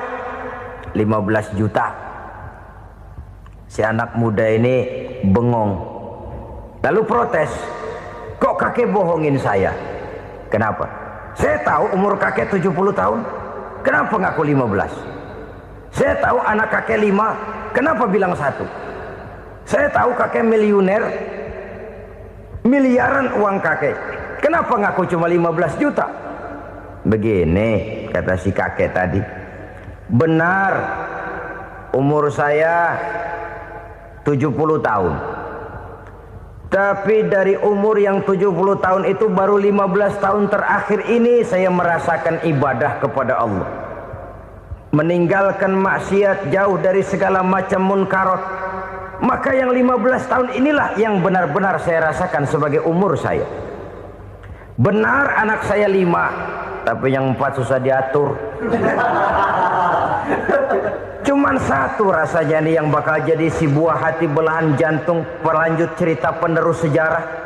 Cuma 1 ini yang saya harapkan, yang akan jadi anak soleh, yang akan membuat saya menerima pensiunan pahala. Kalau yang 4 apek dah, nggak ada harapan.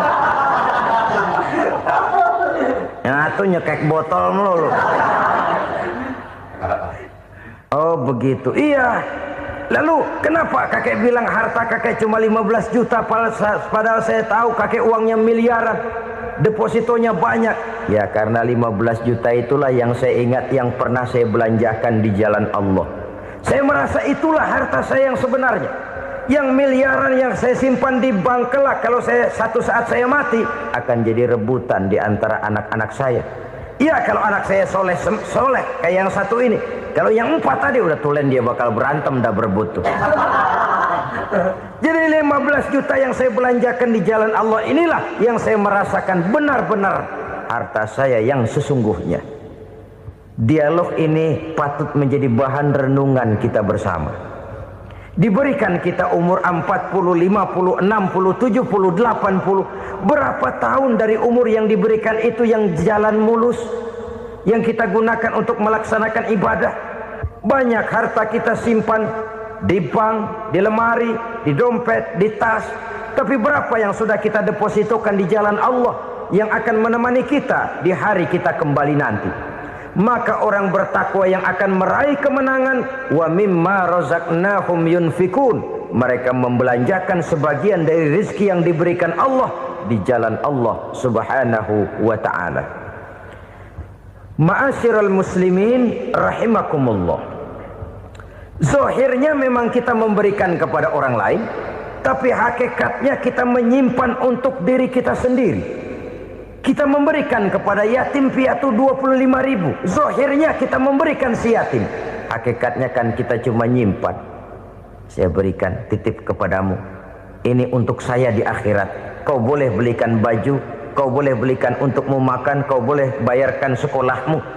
Ini untuk saya. Hakikatnya kita nyumbang masjid 1 juta, zahirnya kita berikan kepada panitia masjid, tapi hakikatnya kan cuma titip 1 juta ya untuk saya di alam kubur nanti. Silakan kau boleh belikan semen, ini uang, belikan besi, belikan pasir. Saya cuma sekedar titip untuk kepentingan saya. Hakikatnya kita cuma sekedar menitip. Sebagaimanapun pada hakikatnya, apapun yang kita miliki dalam kehidupan kan cuma sekedar hak guna pakai, bukan hak milik mutlak. Harta kita, rumah kita, kendaraan kita, kebun kita, pabrik kita, hak guna pakai saja. Hak milik mutlak cuma untuk Allah Subhanahu wa ta'ala. Saudara-saudara kaum muslimin rahimakumullah. Ini yang ketiga. Kemudian yang keempat, orang-orang bertakwa yang akan meraih kemenangan, allazina yu'minuna bima unzila ilaika. Mereka yang beriman, mereka yang percaya kepada apa yang telah diturunkan kepadamu Muhammad, ay Al-Quran, yakni Al-Quranul Karim. Setelah percaya kepada yang gaib, mendirikan solat, kemudian menginfakkan sebagian dari rezeki yang diberikan Allah, mereka juga lalu percaya kepada yang diturunkan terhadap Nabi, yaitu tidak lain Al-Quranul Karim. Sekali lagi di sini, percaya bukan hanya sekedar percaya saja, tetapi percaya lalu menjadikan Al-Quran itu sebagai pedoman hidup.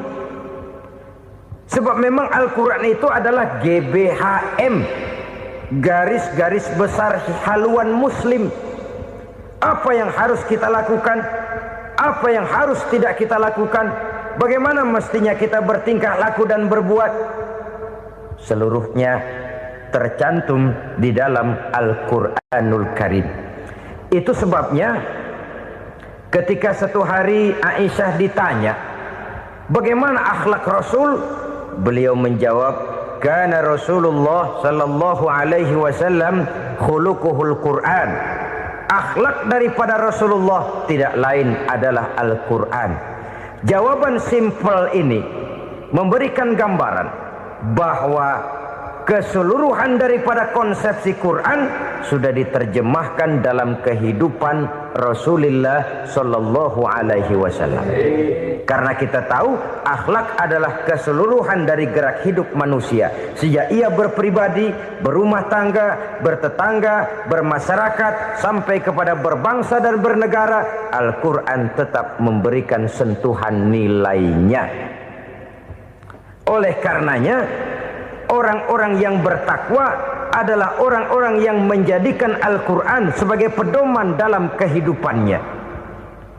Dan kita yakini Al-Quran diturunkan kepada Nabi Muhammad bukan merupakan produk Nabi Muhammad. Isi dan redaksinya langsung dari Allah Subhanahu wa ta'ala. Kemudian cirinya yang kelima, orang bertakwa yang akan meraih kemenangan itu, wa ma unzila min qablika. Tidak hanya sekedar percaya kepada yang diturunkan terhadap Nabi Muhammad yaitu Al-Quran, mereka juga percaya kepada apa yang pernah diturunkan kepada para nabi, kepada para rasul sebelum Nabi Muhammad. Percaya kepada adanya suhuf, percaya kepada adanya Taurat, percaya kepada adanya Injil, percaya bahwa Allah dahulunya sudah menurunkan Taurat kepada Musa, percaya bahwa Allah sudah menurunkan Injil kepada Isa, percaya Injil ada, Taurat ada, diturunkan Allah untuk Isa dan Musa, tetapi tidak wajib mengamalkannya karena kita sudah diberikan Al-Quranul Karim. Ini yang perlu saya garis bawahi. Kita percaya Allah telah menurunkan Injil dahulu kepada Isa. Kita percaya bahwa Allah telah menurunkan Taurat dahulunya kepada Nabi Musa. Kadang-kadang ini dijadikan dalih, dikacaukan pengertiannya. Quran saja mengajarkan bahwa orang yang bertakwa harus percaya kepada Injil, maka pakailah Injil. Apalagi kalau ayat sebelumnya ditilap, dihapus, dihilangkan, Injilnya yang ditekankan, maka akan terjadilah penekanan yang salah arah. Karena salah arah akhirnya bisa merusak dan menghancurkan akidah. Ketika Rasul suatu saat pernah ditanya orang, "Ya Rasul, bagaimana sikap kita sebagai muslim terhadap Injil yang ada sekarang?" Beliau menjawab, "La tukadzibuhu jami'an wa la tusaddiquhu jami'an." Jangan didustakan seluruhnya, jangan juga dibenarkan semuanya. Artinya, ini sudah merupakan gambaran dari Rasul bahwa dalam Injil yang ada sekarang masih ada ajaran-ajaran tauhid yang dibawa oleh Nabi Isa dan diajarkan kepada umatnya. Tapi juga dalam Injil yang sekarang ini sudah terkena intervensi dan investasi manusiawi.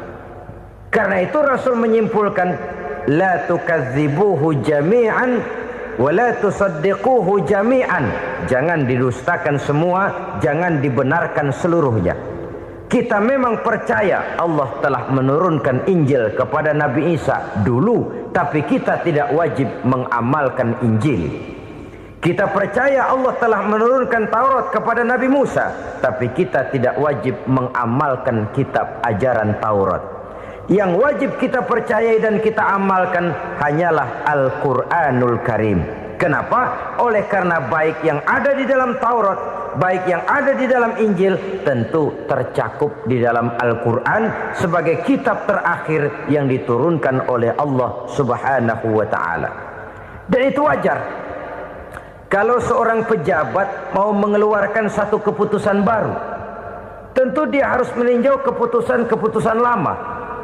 Andai kata dianggap tidak berlaku, dianggap tidak relevan lagi, maka keputusan-keputusan lama itu tentu sudah dianggap tidak berlaku. Sebagian daripada aturan-aturan dalam keputusan lama yang masih dianggap relevan tercantum dalam keputusan baru yang wajib diamalkan. Begitulah hubungannya antara Al-Quran, Taurat, Zabur, dan Injil. 4 kitab samawi yang diturunkan Allah masing-masing kepada Zabur untuk Nabi Daud, Taurat untuk Nabi Musa, dan Injil untuk Nabi Isa alaihi wassalatu wassalam. Ketiga-tiga kitab itu kita percayai adanya, Kita yakini Allah telah menurunkan Zabur, Taurat dan Injil, tapi kita tidak wajib mengamalkannya.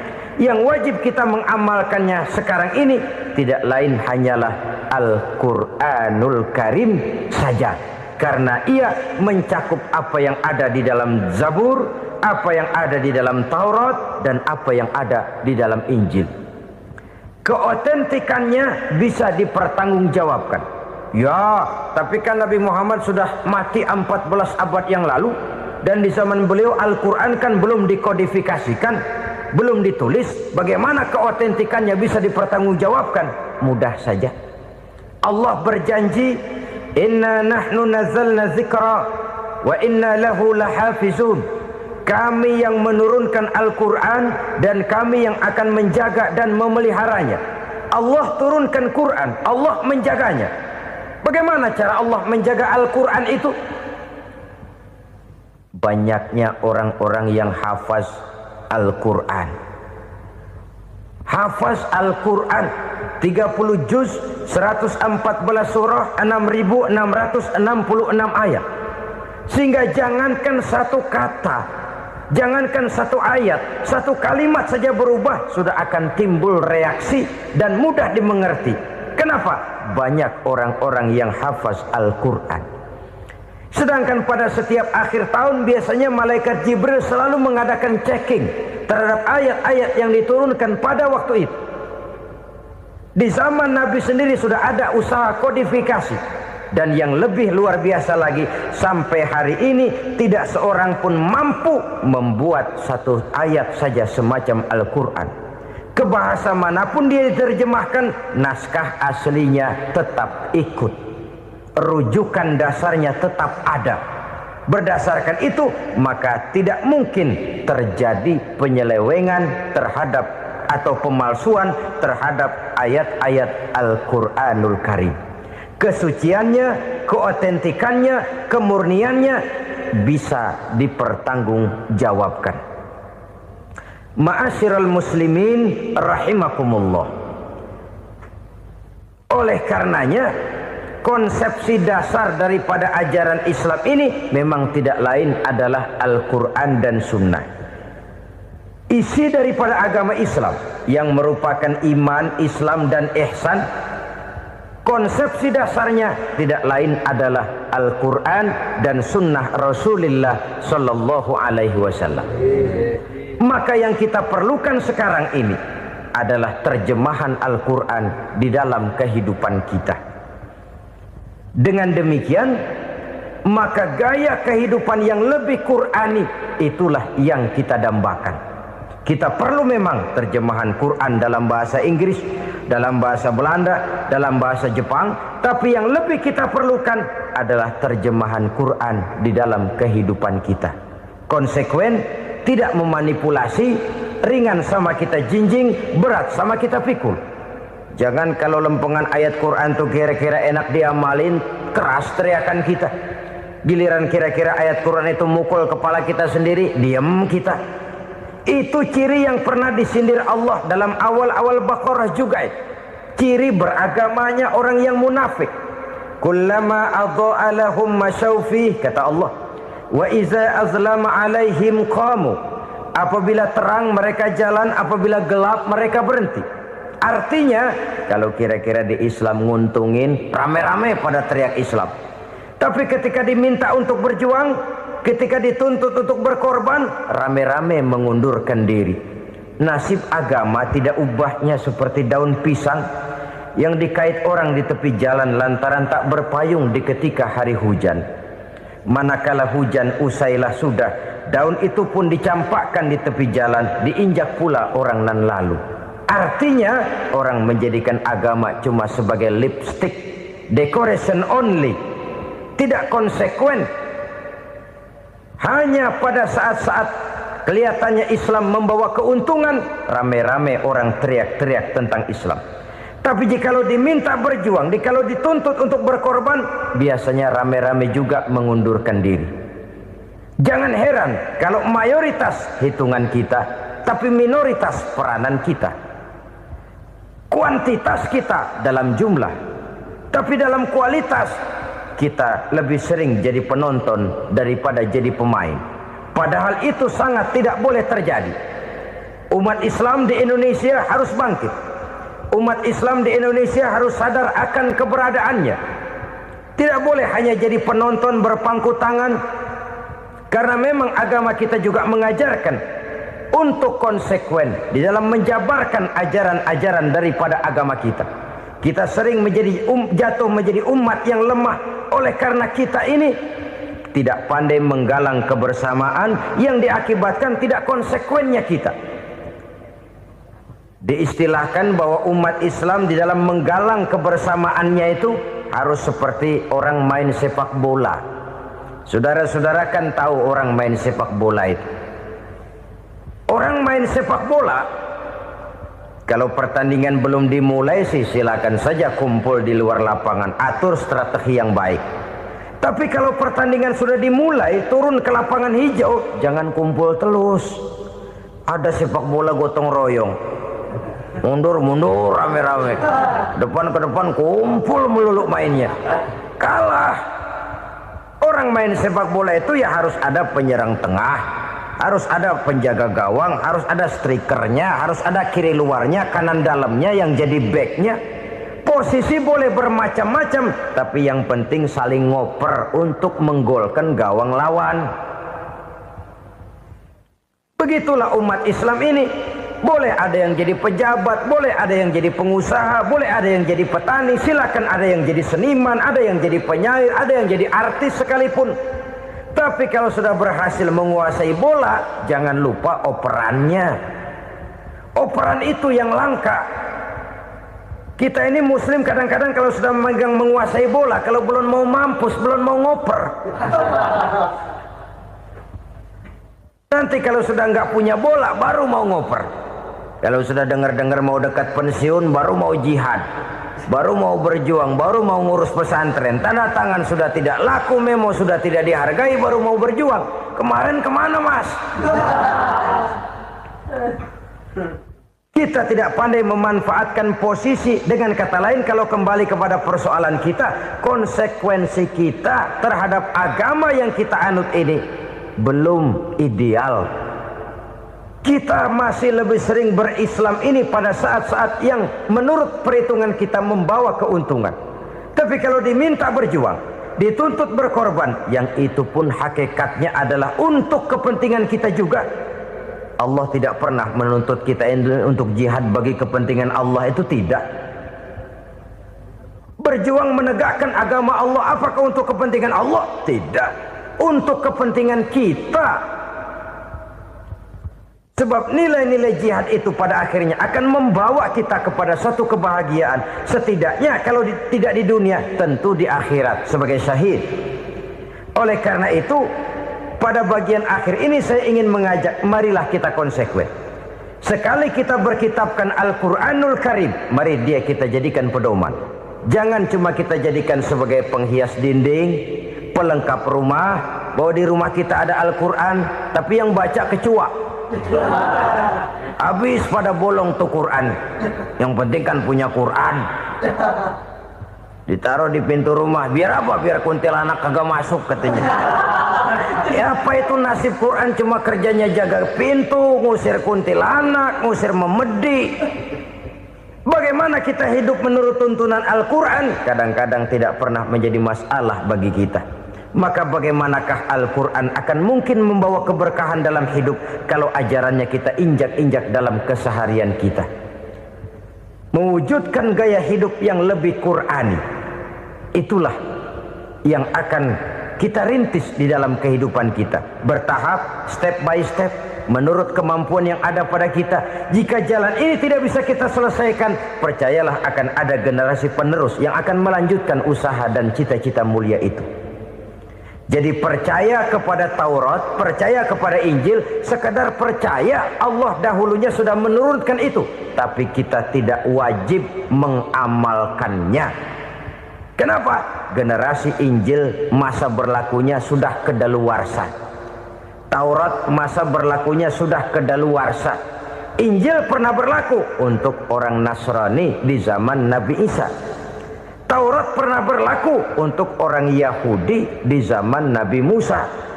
Setelah generasinya berlalu, datang Rasul penutup yang membawa Al-Quranul Karim, maka Al-Quran itulah yang berlaku menjadi pedoman sampai hari akhir nanti.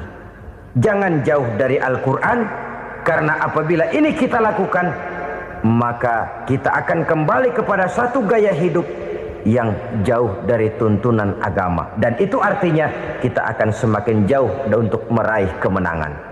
Saudara-saudara kaum muslimin rahimakumullah. Yang keenam, yang terakhir, orang-orang bertakwa yang akan meraih kemenangan itu wabil akhirati hum yuqinun. Mereka percaya, mereka yakin seyakin-yakinnya akan adanya hari akhir, di mana seseorang akan mempertanggungjawabkan seluruh perbuatannya di dalam hidup ini. Dan tidak ada satu perbuatan yang bagaimana kecilnya sekalipun, yang tersembunyi dalam pandangan manusia, yang tidak akan dibukakan persoalannya di mahkamah Qadi Rabbul Jalil di akhirat nanti. Itulah sebabnya maka percaya kepada akhirat disebut secara khusus. Padahal di awal tadi sudah dijelaskan yu'minuna bil ghaib, percaya kepada alam gaib, dan alam gaib ini termasuk akhirat. Kenapa pada bagian akhir disebut lagi akhirat? Karena ternyata bahwa kepercayaan kepada adanya akhirat merupakan induk dari kepercayaan terhadap adanya malaikat, setan, jin dan lain sebagainya, dan akan lebih memberikan sugesti dalam kehidupan manusia untuk meluruskan gerak hidupnya. Jikalau satu saat tergerak hati akan berbuat kejahatan, ingin mencuri, sadarlah, awas ada akhirat. Sebab kalau kita cuma teriak awas ada polisi, itu cuma tertunda sementara. Begitu polisi meleng, embat. Kalau kita ingin berbuat jahat cuma berteriak awas ada hansip, cuma sementara ketika hansip itu ada. Tapi kalau ceritanya awas ada akhirat, mau menyeleweng awas ada akhirat, mau berjudi awas ada akhirat, mau mencuri awas ada akhirat. Keyakinan yang akan meluruskan gerak hidup manusia sehingga gerak itu jadi lebih terarah dan terkontrol, tidak merugikan baik diri sendiri, lebih-lebih orang lain. Ternyata bahwa kepercayaan kepadanya adanya hari akhirat sanggup menjadi sumber daya kontrol dari kehidupan manusia, sehingga ia tidak terjebak dalam perbuatan maksiat dan munkarat. Saudara-saudara kaum muslimin, inilah saja yang kita bicarakan pada pertemuan kali ini.